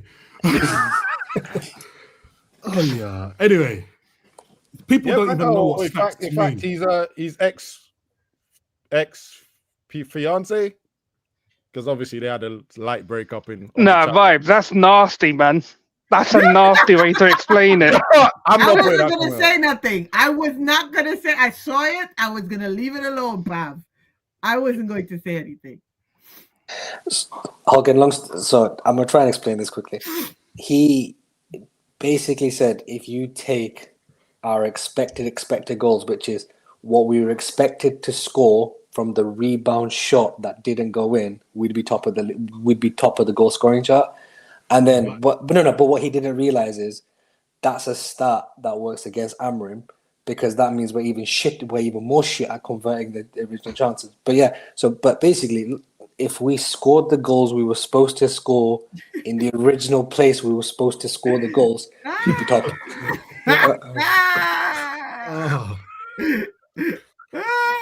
You know what? The streets one. I can see him trying to do the maths in his mind and his eyes. Hey, no. Do you know what? For the streets, we need to get bots and Strip for the League to do a show together, and let's see how long the crowd stays around for. I hate statisexuals. Great one. I'm still confused now. Don't worry about it. Even explaining it. Don't worry. Stats can tell you something, but they don't tell the full picture. He studied that in school, so that's. So he should know better then. The good old days, yeah. The good old days when all the only stats that ever existed were wins, losses, draws, goals, and assists, and probably clean sheets, and that's it. No, they didn't even really count assists like that. They didn't even. No, I know that because there was that one touch, but I'm just saying in general, no one gave a shit about all this stuff. I don't know when it come in. I still don't give a shit about it. When people start talking about expected goals and that, I just switch off. Expected goals is the worst thing. Do you know what? I'm not gonna lie. Yeah, I actually like XG. You know, I actually like it, but I don't like people's use of it. And I also think that having a look at XG over a period of time gives you there's so much to take into consideration. Not every shot is equal. So I do like the premise of it or where it comes from, but people's use of it and going as crazy, but our XG was 2 point whatever, but you lost and you can't finish. Do you understand? So look, man. It is a nonsensical stat because that 2008 Portsmouth FA Cup quarterfinal, yeah, I do not give a 1-0. I do not give a flying fuck about the XG. I do not care that we hit the post five times. Yeah, It costed the treble. So therefore, XG is bullshit. Give me goals. Give me All goals right, and that's it. assists. None of this XG talk because I'm about to fall asleep if I keep going on about it. Oh, also, I got to make these quick because, bro, it's 12 o'clock already. Wait, damn. Yeah, because All you right. started You're the late. one that started so late, mate. Yeah, well, you know, I Man of thought the it was people. faster. It's all right. All right, AFCON problems. I know we've had a little conversation about it previously, right? But after this Bournemouth game, correct me if I'm wrong, all of them are off. And I am not. I'm scared, innit? I ain't gonna lie to you. I'll call it what it is. I'm worried. I'm worried. Because if our next games after Bournemouth will be Newcastle and Aston Villa for the first two. Is it even confirmed that we have them for Bournemouth? It's not even confirmed. Yeah, we do. No, we do. They leave after the match. Has it been confirmed? Yeah. Yeah. No, it's FIFA. No, FIFA said that anyone playing on the 15th can leave after games on the 15th, but they have to leave on the 15th. Okay. So Shall I tell you the only way that I can see this working with them three gone? Go on. You need to move Bruno in the 10 and put Kobe in midfield with Casemiro. I You agree. have to move Bruno in the 10. Yeah, Bruno, Mount, and Cunha. Yeah, at least if Bruno's trying to create a chance for them two, we might get some goals. I'm not gonna lie to you. I agreed until you said Bruno, Mount, and Cunha. Oh yeah, I'm continuing playing Mount. Maybe I might use Xerxes for the Newcastle game, but for the rest of them, I think I can cope with Mason Mount playing up top. Wait. At the moment, for me, right, and it's now starting to jar me a lot. It's starting to actually rattle my cage. Cunha needs to stop playing in the 9. He needs to just stop playing in the 9. Yeah, he just needs to stop, right? He needs to go. He needs to go back to a 10. It is starting to irk me deep inside. Anytime I see a lineup and I'm figuring out this. Oh, it's 12 o'clock. This fucker is playing as a striker. It's starting to annoy me so much. Did he play as a striker though on the yesterday? Yes. Oh yeah. You sure? Because when I looked at the formation, Mount was up top. He lined up there, but God knows where he was playing because he was dropping so deep. Only God knows who the actual striker was. So Pav, every time he's put the formation out, the formation has Mount as the 9. In the game, about 2 to 3 minutes in, Cunha ends up being pushed into the 9. It's only for the formation lineup. Cunha ends up being the striker. For majority of that game I watched, Cunha was the striker. But again, as Hawking rightly said, he gets the license to do what the fuck he wants. And this is he. You already have one guy in centre mid doing what the hell he wants, right? And then you allow us. It's okay. His goals and assists are going to translate in 2026. And then you let the scud version of him do what he wants as well. So these two are just. He gets a full season. Okay, gets a full season. But not as a 9. I'll be honest with you. He gets a full season. If he gets the full season as a 9, he's not. I want him out in January. No. But why? You guys don't understand, right? How much I loved it. I love the idea of this guy in a 10. I was happy with it. I argued with this man below me about it. I was defending him. I got an elbow through it. Every time he goes into the 9, I know the game is going to be rubbish from him. And at this point, I almost feel like saying it's a sackable offense if he keeps playing as a number 9. Especially when Sesko is back and Xerxes was right there. What are you taking? Why does Xerxes have to stop playing? My biggest thing is Xerxes scored. You call it fluky if you want, but it's a good strike either way. Mount scored, and then you drop Mount, and then eventually you drop Xerxes. Can you not just give them a run? Let them just have their run. I don't think he's rubbish as a 10. I'll be honest with you. 10 is the only thing. He's not performed well this season wherever he's played. He's been poor. Yeah, we need more. We need more from him. I'm not gonna lie, but he's only going to work as a 10. the things that he does as a 9 that would destroy an attack wouldn't necessarily destroy an attack as a 10. And that's the problem. When he loses it in the middle of the park for holding the ball for too long, it's danger, alarm bells. Because remember, as it is, this formation, as everyone points out, you're always likely to get overrun in centre mid with your 2, right? Then you go further and go, well, Bruno doesn't always stay in that 2. He flies around everywhere, right? So it might come down to it being a 1. The 1 is Casemiro that doesn't have the incredible legs to get a ball back. So my man in the middle cannot be someone that loses the ball all the time or holds onto the ball, is greedy, or he's taking shots in stupid areas, or even worse, like Wolves, he's get loads of shots and for some reason can't hit the target, right?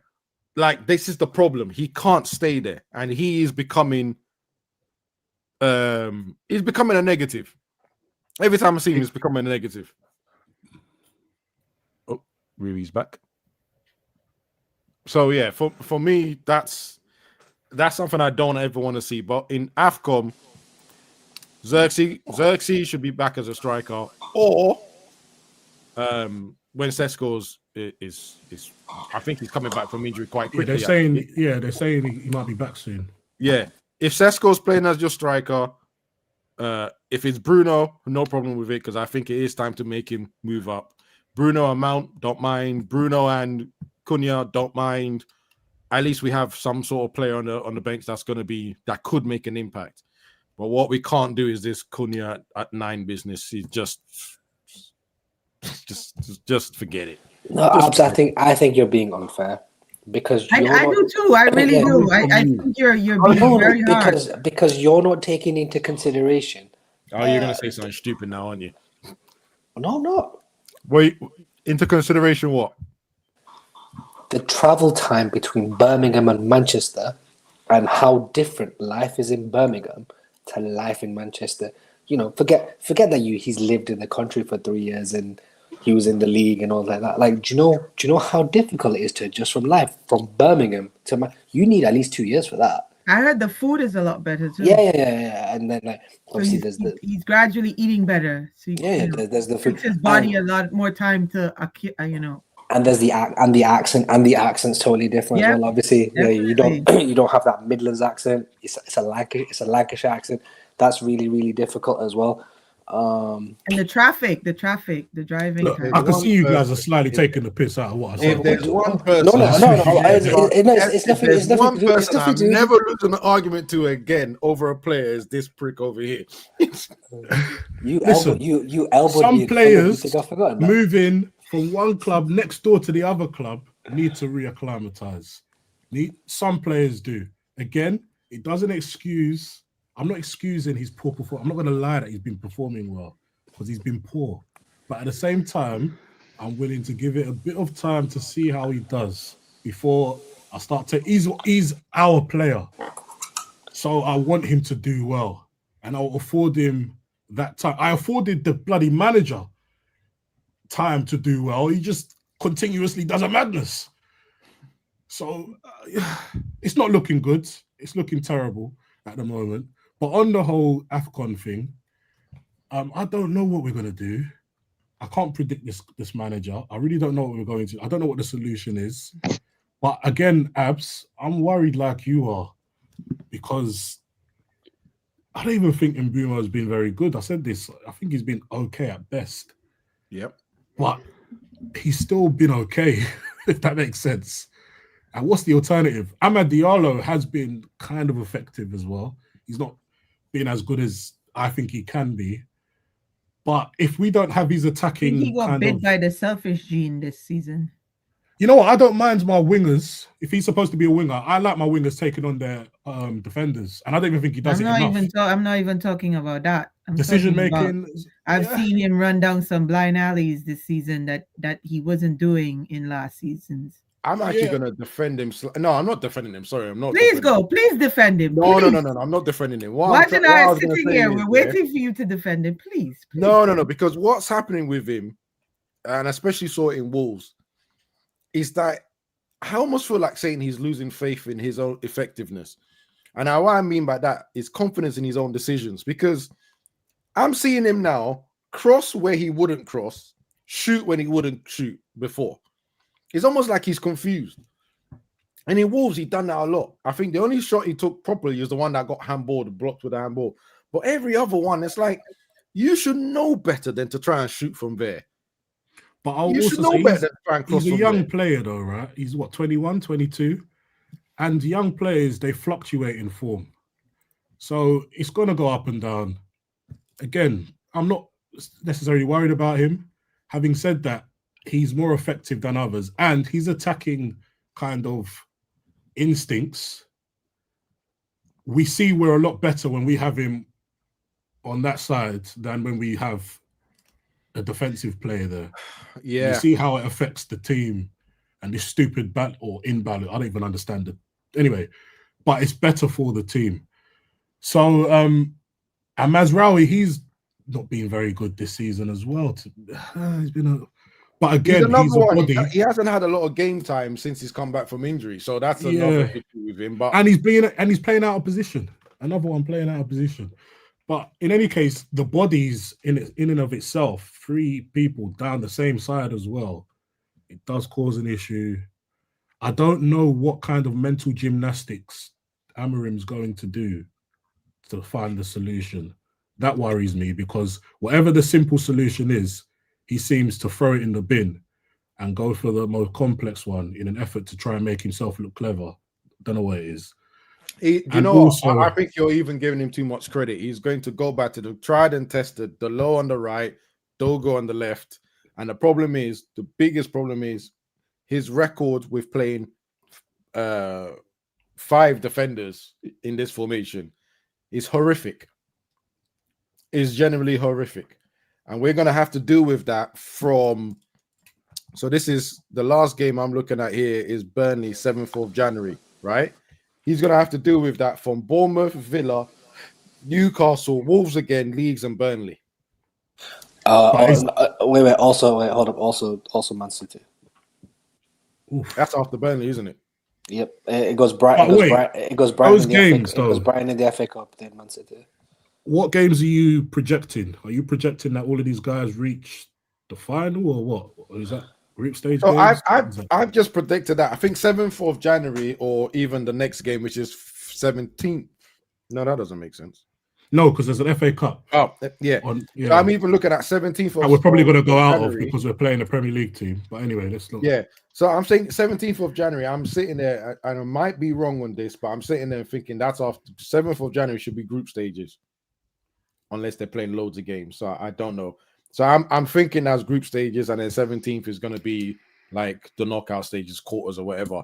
I am hoping that these boys are back by then. The only problem is Cameroon have not taken. They've not taken. Knockouts start 3rd of January. Okay. However, none of them are Nigeria, so all of them get knocked out. However, Cameroon have not taken Onana. They have all the chance in the world now. Yeah, and however, historically speaking, the players are normally given a week to a week and a half after AFCON to reacclimatize anyway. So even if they get knocked out, they're missing the Brighton game. If any of these players get to the knockout stage, if any of these players get fairly deep into the knockout stages, these guys are missing the Manchester derby. Yep. When is that game? The City game? 17th. And then we've got Arsenal the week after. Yes.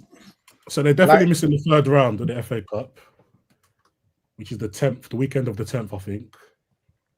Yeah. And then probably maybe the next league game. So that's the problem. So this AFCON issue is actually a big problem. Because now we have to sit there and hate against our African teams just so that we can get our players back.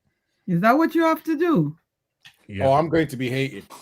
Well, just cause it's Manchester United, because one. No, it's because Nigeria didn't qualify for the World Cup. That's why. Is Nigeria AFCON? Of course we are. We always qualify for stuff. Sis, you're in the wrong. Sis, you talk about the wrong tournament. Like the World Cup is the one that people. Hey, Wajid, relax, please. I'm chilled. I'm just saying, like, please. I'm just saying, I'm looking forward to seeing Osimhen. We didn't want to be in the World Cup anyway. Yeah, who the hell Who the hell wants to be wants in the World Cup? Who wants to be in the World Cup? Yeah, and I love how Peace Prize or whatever it is. and speaking of which, I love how the African continent fails to mention that Morocco and Egypt are the two most successful teams one in the World Cup and one in the AFCON, because North Africa never counts. It's Central African bloc. That's West Africa. You're doing sly racism. No one's done that. No one has done that. Right? We do count them. I don't tend to hear about them in these. All I'm saying is whenever these two are on all I'm saying is, listen, I know what they're doing. The tag team is amazing. All I'm saying is WWE. All I'm saying is when the African delegation get together on a morning stream, I never hear anything about Morocco. I never hear anything about Egypt. To be fair, we have no representative of Morocco and Egypt in our stream. I'm sure you do. You've just never been welcome. You've just never been welcome. But then again, the owner of this channel is Nigerian, so it's expected. But that's nothing to do with it. Oh, definitely does. The Ghanaians represent themselves properly. That's isn't that West Africa? Isn't all that? And then represents Cameroon properly. Yo-Yo represents East Africa properly. It's up to them to come and represent. Yo-Yo, we have plenty of room for all of our little brothers. Yo-Yo in forever. Calling North Africa little brothers and sisters when they're the most successful nation in football. We have plenty of space for all our little brothers and sisters, man. So we're open to all. Right. What the hell does this mean?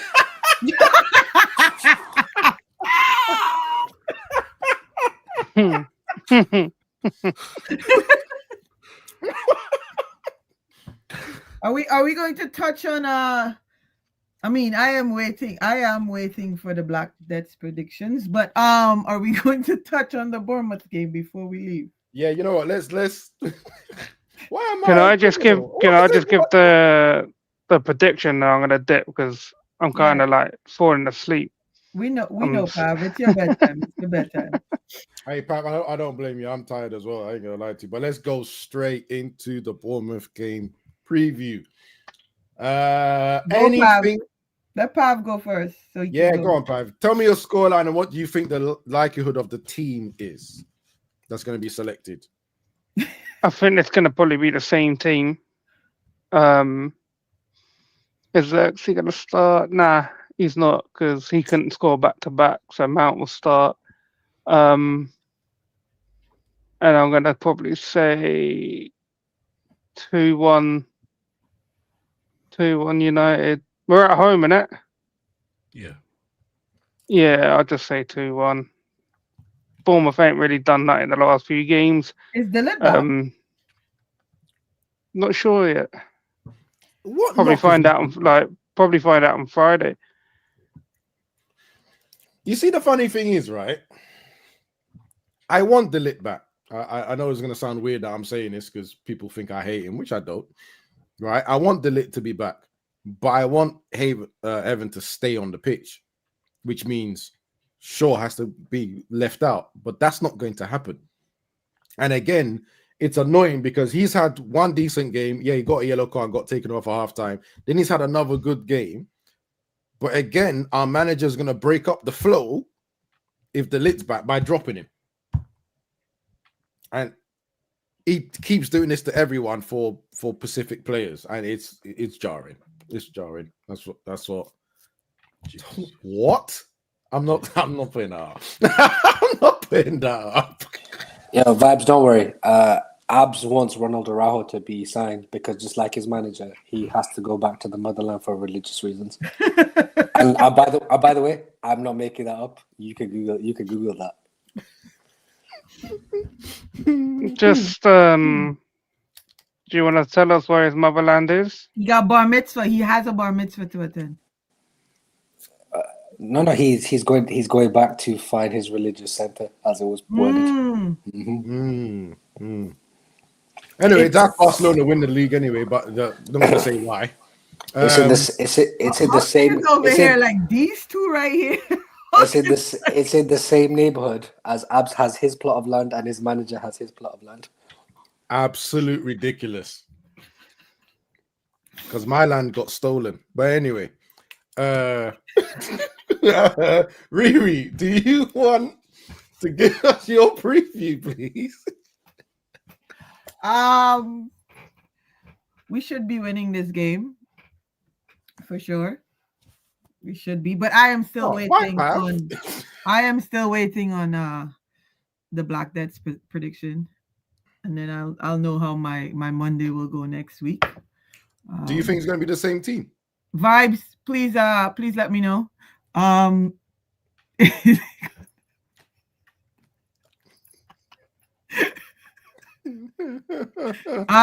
do think that's why I asked if Delit was back, because I think if Delit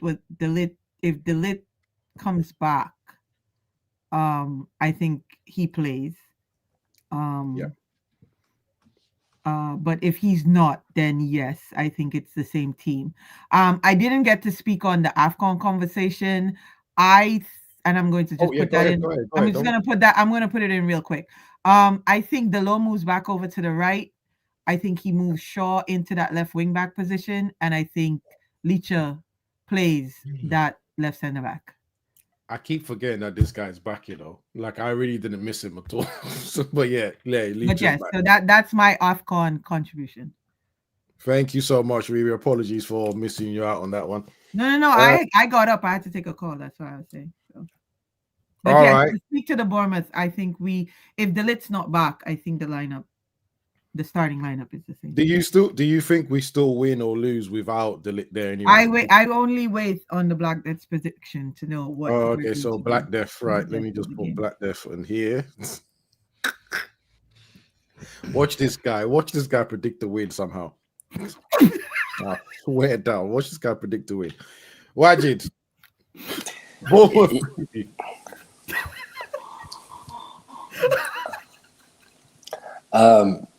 By the way, I know Hulk is shaking his head and you two are giggling.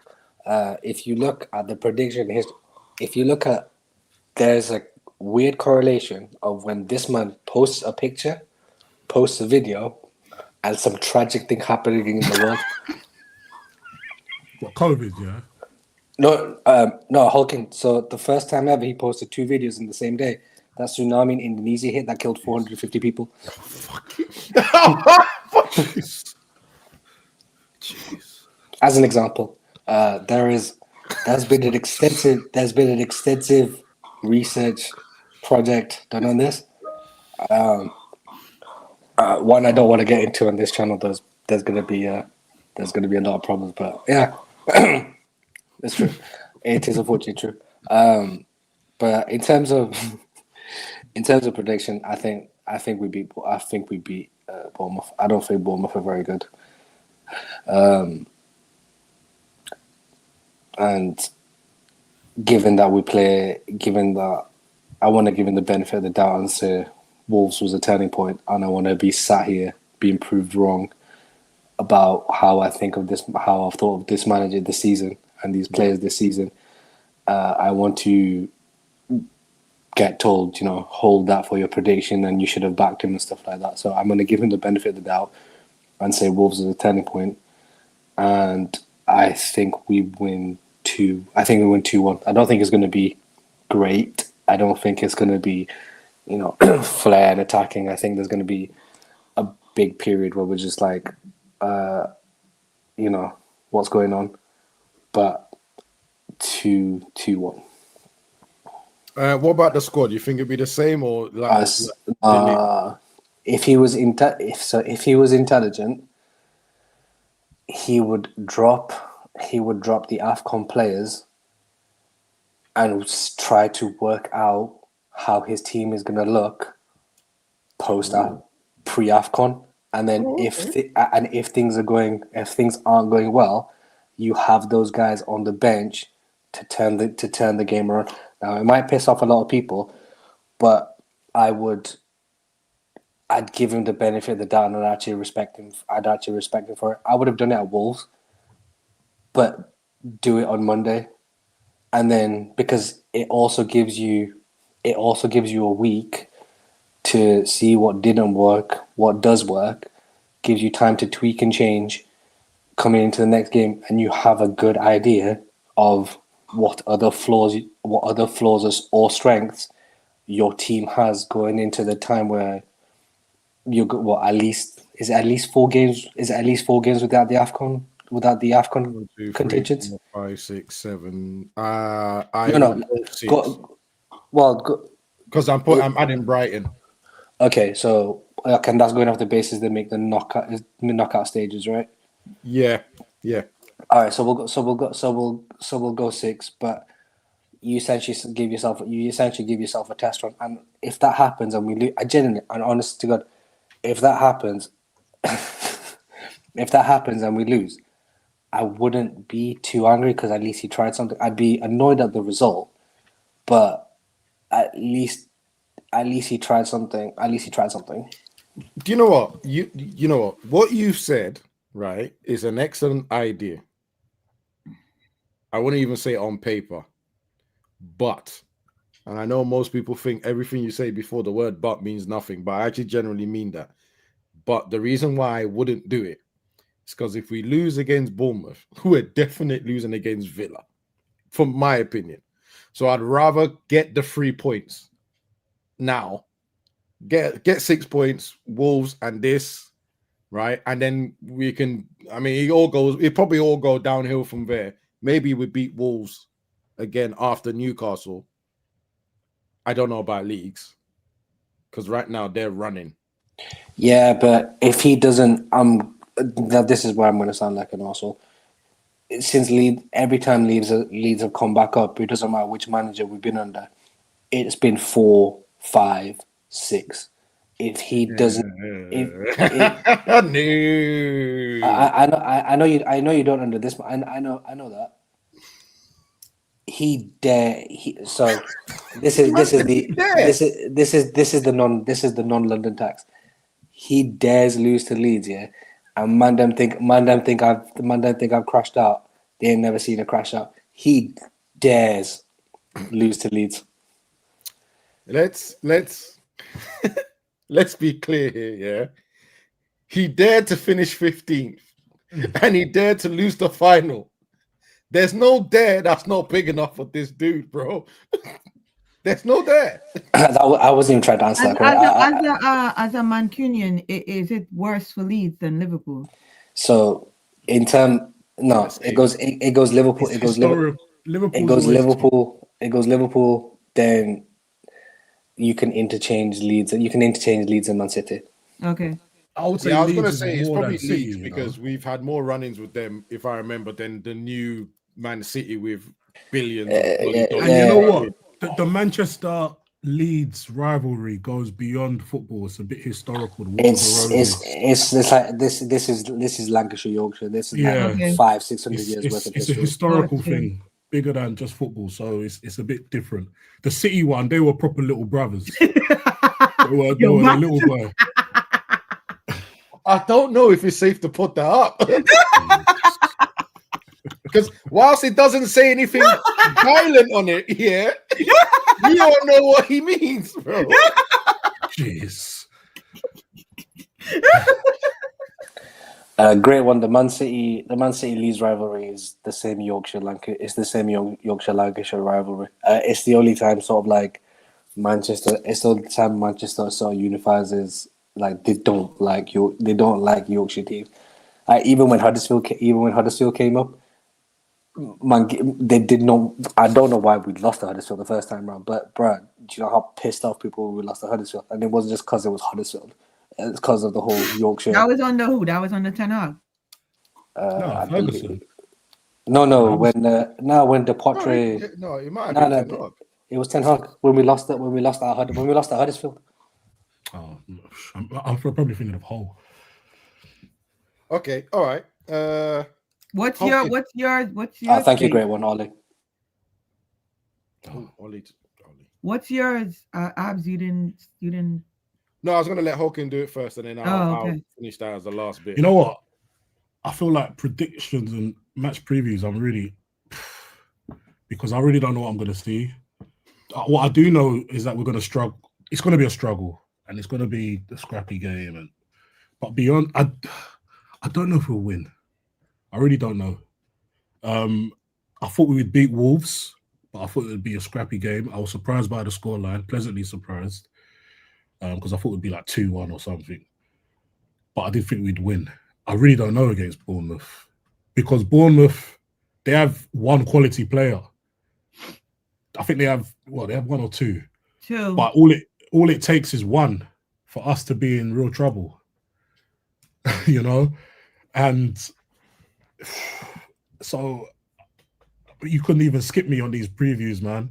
I do apologize. But I just don't know. You know what? You were the same with Wolves, actually. You didn't. No, with Wolves, I did reluctantly say I think we'd win. But I wasn't fully confident, but I did think we'd win. I was the same the previous game, whatever that was, and I think we lost or drew that or something. No, that was Crystal Palace, bro. Wasn't it? Yeah, you weren't sure. Was it West Ham? Was it West Ham? Yeah, one of them. Yeah, you weren't sure. There was one of the ones you said, I'm not actually sure. And I was like, that's actually... No, it wasn't Wolves. Wolves I actually predicted we'd win. I thought it'd be scrappy, but I thought we'd win because they're that bad. Yeah. But Bournemouth are not doing very well at the moment. They're in poor form, but they can play well. And that's all it takes. It only takes for a team to be able to play well for them to cause us trouble. And we saw that when Wajid said we dare not lose to Leeds. And then you mentioned there's many dares that he's managed. It made me think KG was crashing out about if we lose to Wolves. Yeah. We lost at Grimsby. Are we forgetting that? Yep. We lost to 10-men Everton. But Grimsby are like, I don't know what division they're in. Johnson's Paint Trophy. League Two. They're in League 2. Division 4. You know what I think? Well, the old money. You know why I think that Grimsby game doesn't get the ear that people want it to have is because it's not in the Prem. But we played a strong. I think I agree with you. It's in the EFL. It's not in. I agree with you. It's not in the Prem. Still a trophy to win for a team that. No. I get it, but I think that's why. Yeah, I agree. He played a decent, strong. Any team you play against Grimsby anyway. But anyway, so for me, Cunha and Sesko both started that game. Here we go. But for me, anyway. No. That's not a thing. Like my point being, like it's a strong team. There was Onana, there was Cunha, there was Sesko, Cobby played. That's the name you call that name right there. Maguire. There was the young Mbumo played. Mbumo came off the bench. Bruno came off the bench. The only thing I remember there was Maguire, Heaven, and there was that other young kid at centre back whose name I forgot who had a stinker. That's the only youth team he played. But there was more than enough. There was more than enough. But the point, yeah. So to me, from when I've seen that, I don't know. And I'm not going to pretend and say, I think this. Obviously, I want us to win. But I've seen the depths that I had never, ever thought I could see from my club. I thought it was not possible. So, Wolves, they're that bad. Bournemouth aren't as bad.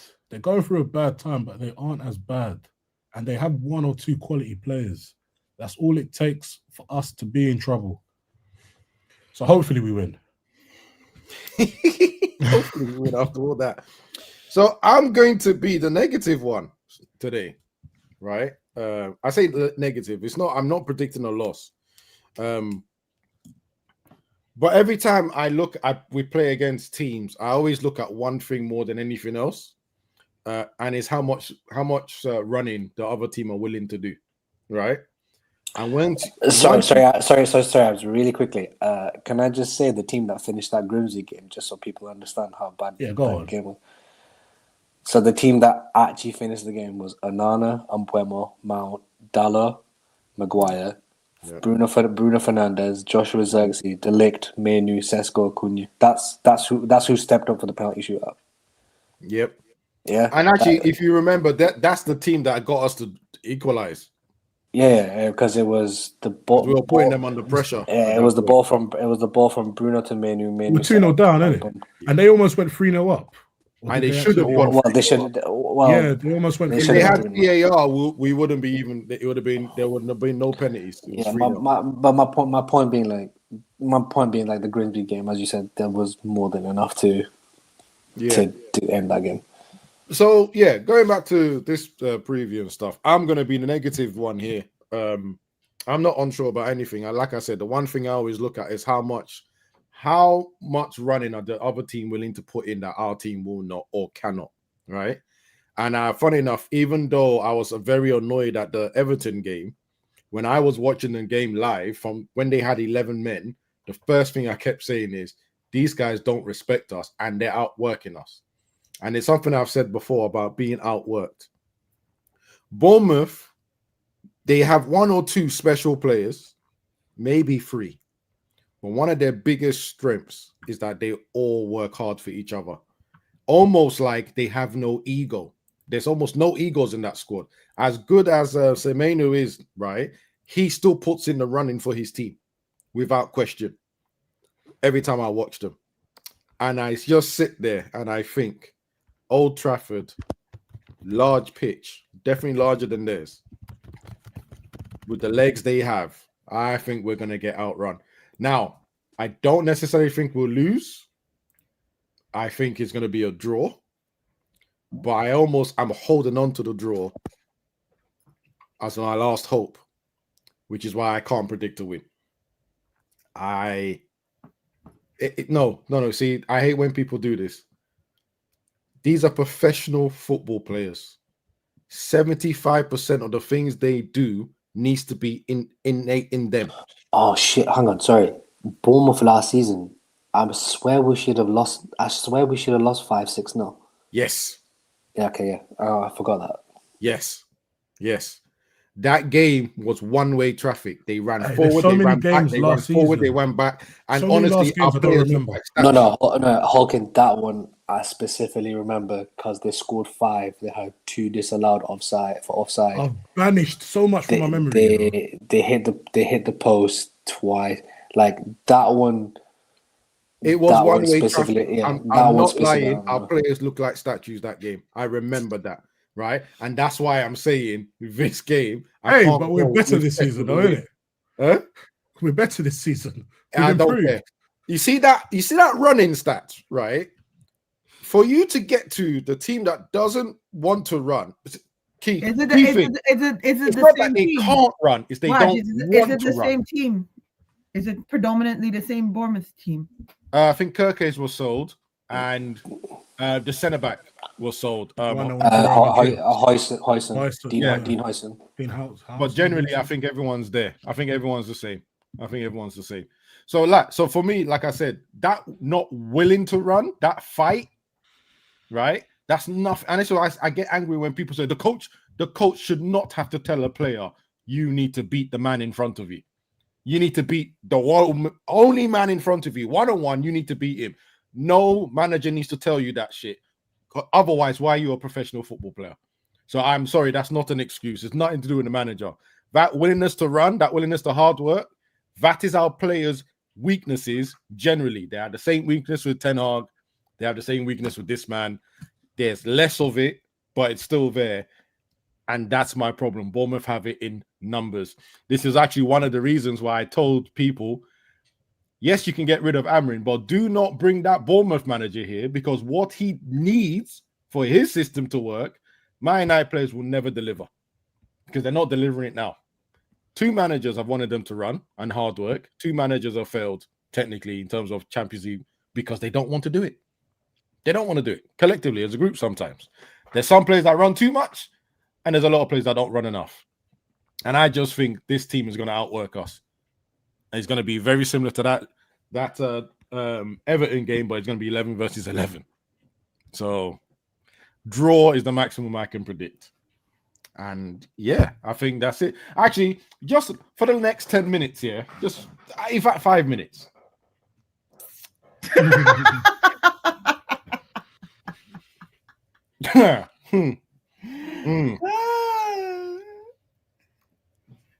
Do you know what? I'm going to take this off for a moment. Yeah, I'm just going to take it off.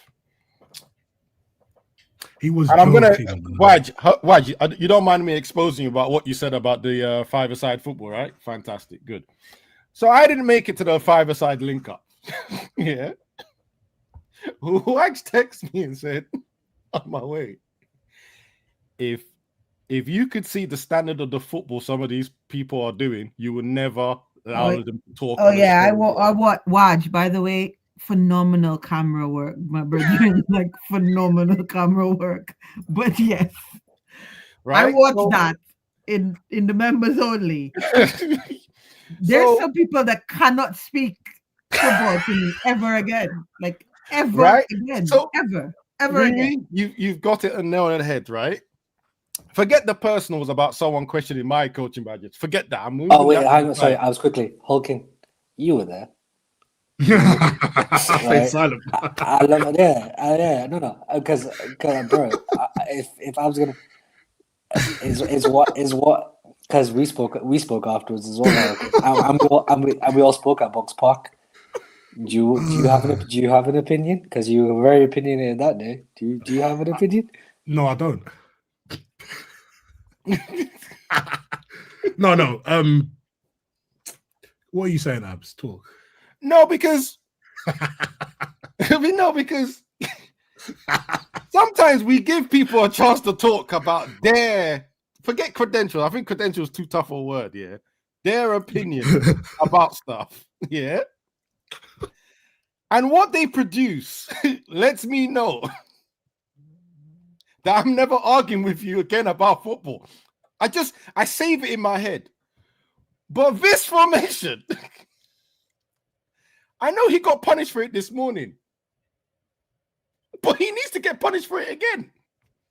And then to make it worse, in the comments, someone had the cheek to say, you guys don't understand football in possession. And I screenshotted it and I sent it to Waj. And I said, these are the fans that are talking in the comments.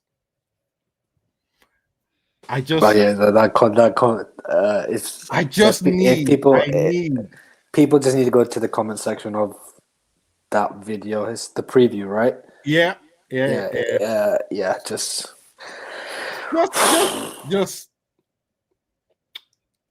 I want more people to get flogged. I want more people to get flogged for their opinions, man. I haven't caught up to that show. I haven't watched it yet, but I can only imagine whose formation that is. Yeah. I'm still thinking he was joking. This guy, you're not letting go.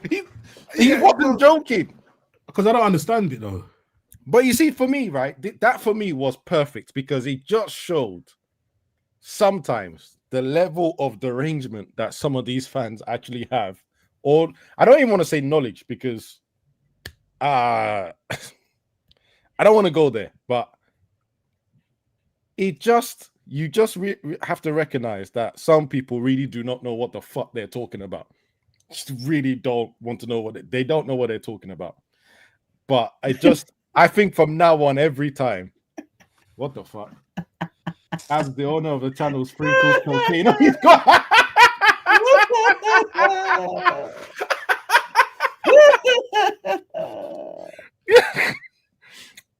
Do you know what? Riri, I'm gonna send you the link because I'll go back and watch it, and I will text you. I will surely text you and watch after I've watched it. Yeah, this is the best. Everyone has an opinion, but some are complete cheeks. Well, yeah, I just wanted to share my opinion of that. Right? I think right now we need to start testing people that talk a lot more. I want to get an understanding. Do you know the stupid thing about that formation is? That formation is just a 4-3-3 with a centre back pushback. But Waj. No, Waj. It's not finished. No, Waj. Sorry. Yeah. You see how Mason Mount is up there? And why? Yeah, exactly. You see how Mason Mount is up there? Yeah.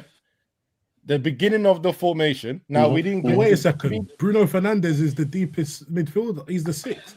Hawking. Let me explain something. Yeah. All right. And Mateus could. Hey, Hawking. It started with 3-4-3. Wait. I didn't even look at the names.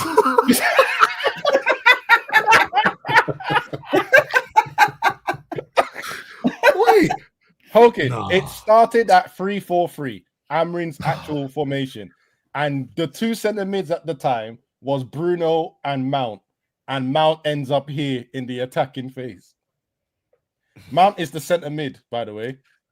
Because I saw the show. I was in and out because I was busy. I was working, and I saw this. I think that's the show where was it the same guy that did the madness with that word. So it kind of tuned me out. I didn't want to watch it, but I saw bits of this, and I was convinced this guy was just doing tongue in cheek. Oh my God. He was messing around. Oh my God! You see. In any case, though, this is the downside of social media, though, because no, I'm gonna sound so whatever. I don't care. Not everybody deserves an opinion. I don't care what you. I don't care. Like, keep it to you and your small circle. Now, because everybody in the world can talk to each other, DM, social post, broadcast, so YouTube. Everybody thinks they should be talking. You shouldn't talk. You shouldn't talk. Not everybody should. I'm sure he's joking. Please. Yeah, you know what? I just want to listen. I'm going to. Who is the United Strand? Is that SLD? I don't know who that is actually, but no, SLD would never leave and say something like that. SLD that makes the most jokes in the group chat is not going to leave like that. So yeah, no chance. And Vibes has already sent out the goodbyes that we would love to send, but we're not going to do that. And yeah, since your ex-fiance said he's not doing a hot chip at Dr. NHS, I think you need to step up the time for you to do it. But anyway, that's it. I'm going to leave. I'm going to leave it as that. I just wanted to enjoy that formation one more time. I'm not bringing it up again unless he says something wild. Guys, which is going to happen, but I know, which is why I haven't deleted it. Come on. Come on. No, it's on my work computer as well, by the way. Anytime, anywhere, that's coming back. He's my ex. Yeah, I hope so. You can do better, sis. Anyway, sorry, I don't want to do that again because that was bad against Dr. Bots, actually. But anyone wants to put in some last words before we end the show? Because yes, I do. You wait. So, go ahead, Hulkin. Go ahead, Hulkin. Hulkin, go, because Waj is coming with some nonsense. Go. I'll be quick. Doctor, can you tell, I don't know if he's your ex, I don't know if you've resolved things, but can you send a message to Bots and tell him we need to have a chat? Hulkin, he's in our group. You can at him. Oh. He's in our group if you want to talk to him. He's Thanks in this. Just know he's a modern man, Hulkin. No, but hold on. I know that you guys are very modern. You have a modern thing going on. I would like for you to let him know, but don't feel the pressure to have to protect him. That's all I'm saying. A real man. A protector. Riri?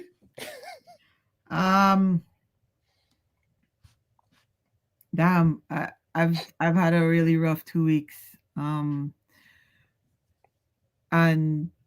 I can honestly say you guys definitely have made the last 2 weeks bearable, and I want to say thank you. So yeah, definitely that's all I want to say. I just want to say thank you. No problem at all. We're here to make people feel the love, feel comfortable, and relax. And you guys are officially in my heart, my brothers. So I'm glad. I don't want to be there. If you could take me out, I could really appreciate that. No, not happening. You're in there, mate. Look, Riri, I'm always going to support you. I'm going to make a phone call to the Black Death, and you and Vibes are going to have a rough next couple of weeks. I mean, you. All I know is, yeah, he said something nice to you, and you went through your 2 weeks. That's all I'm gonna say. I'm gonna leave it at that. Oh, what, man?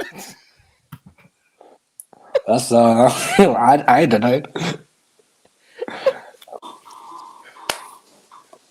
Right.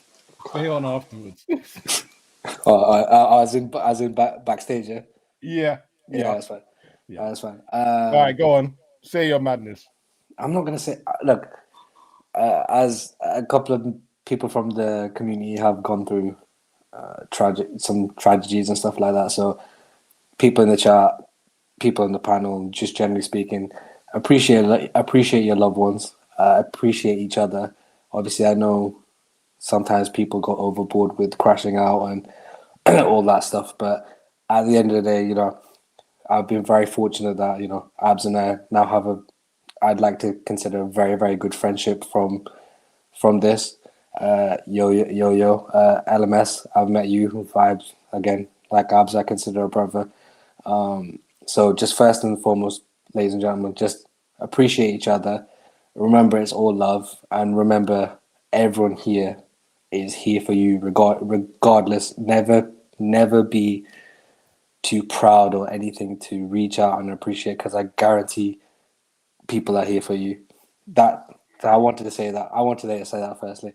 That Easter. So that's number one. Number two, follow the Shalom to Shalom podcast, where they give you great things on the IDF and where to get real estate in the motherland. And with that, ladies and gentlemen, catch you all next week. Wait, what? What the fuck was that? Oh, what the hell was that? Do you know what? Bye. Drop a bomb. Back with a vengeance. KG's back with an entrance. Big up to those in attendance. Ooh, look at this. Reds come together like Tetris. No rules, this one's reckless. None can compare with the KG done. Better take cover when he drops that. Going on reckless, justice on. It's that time when he drops that. Bomb. Who are you on? Your club! I said drop a bomb, Dad.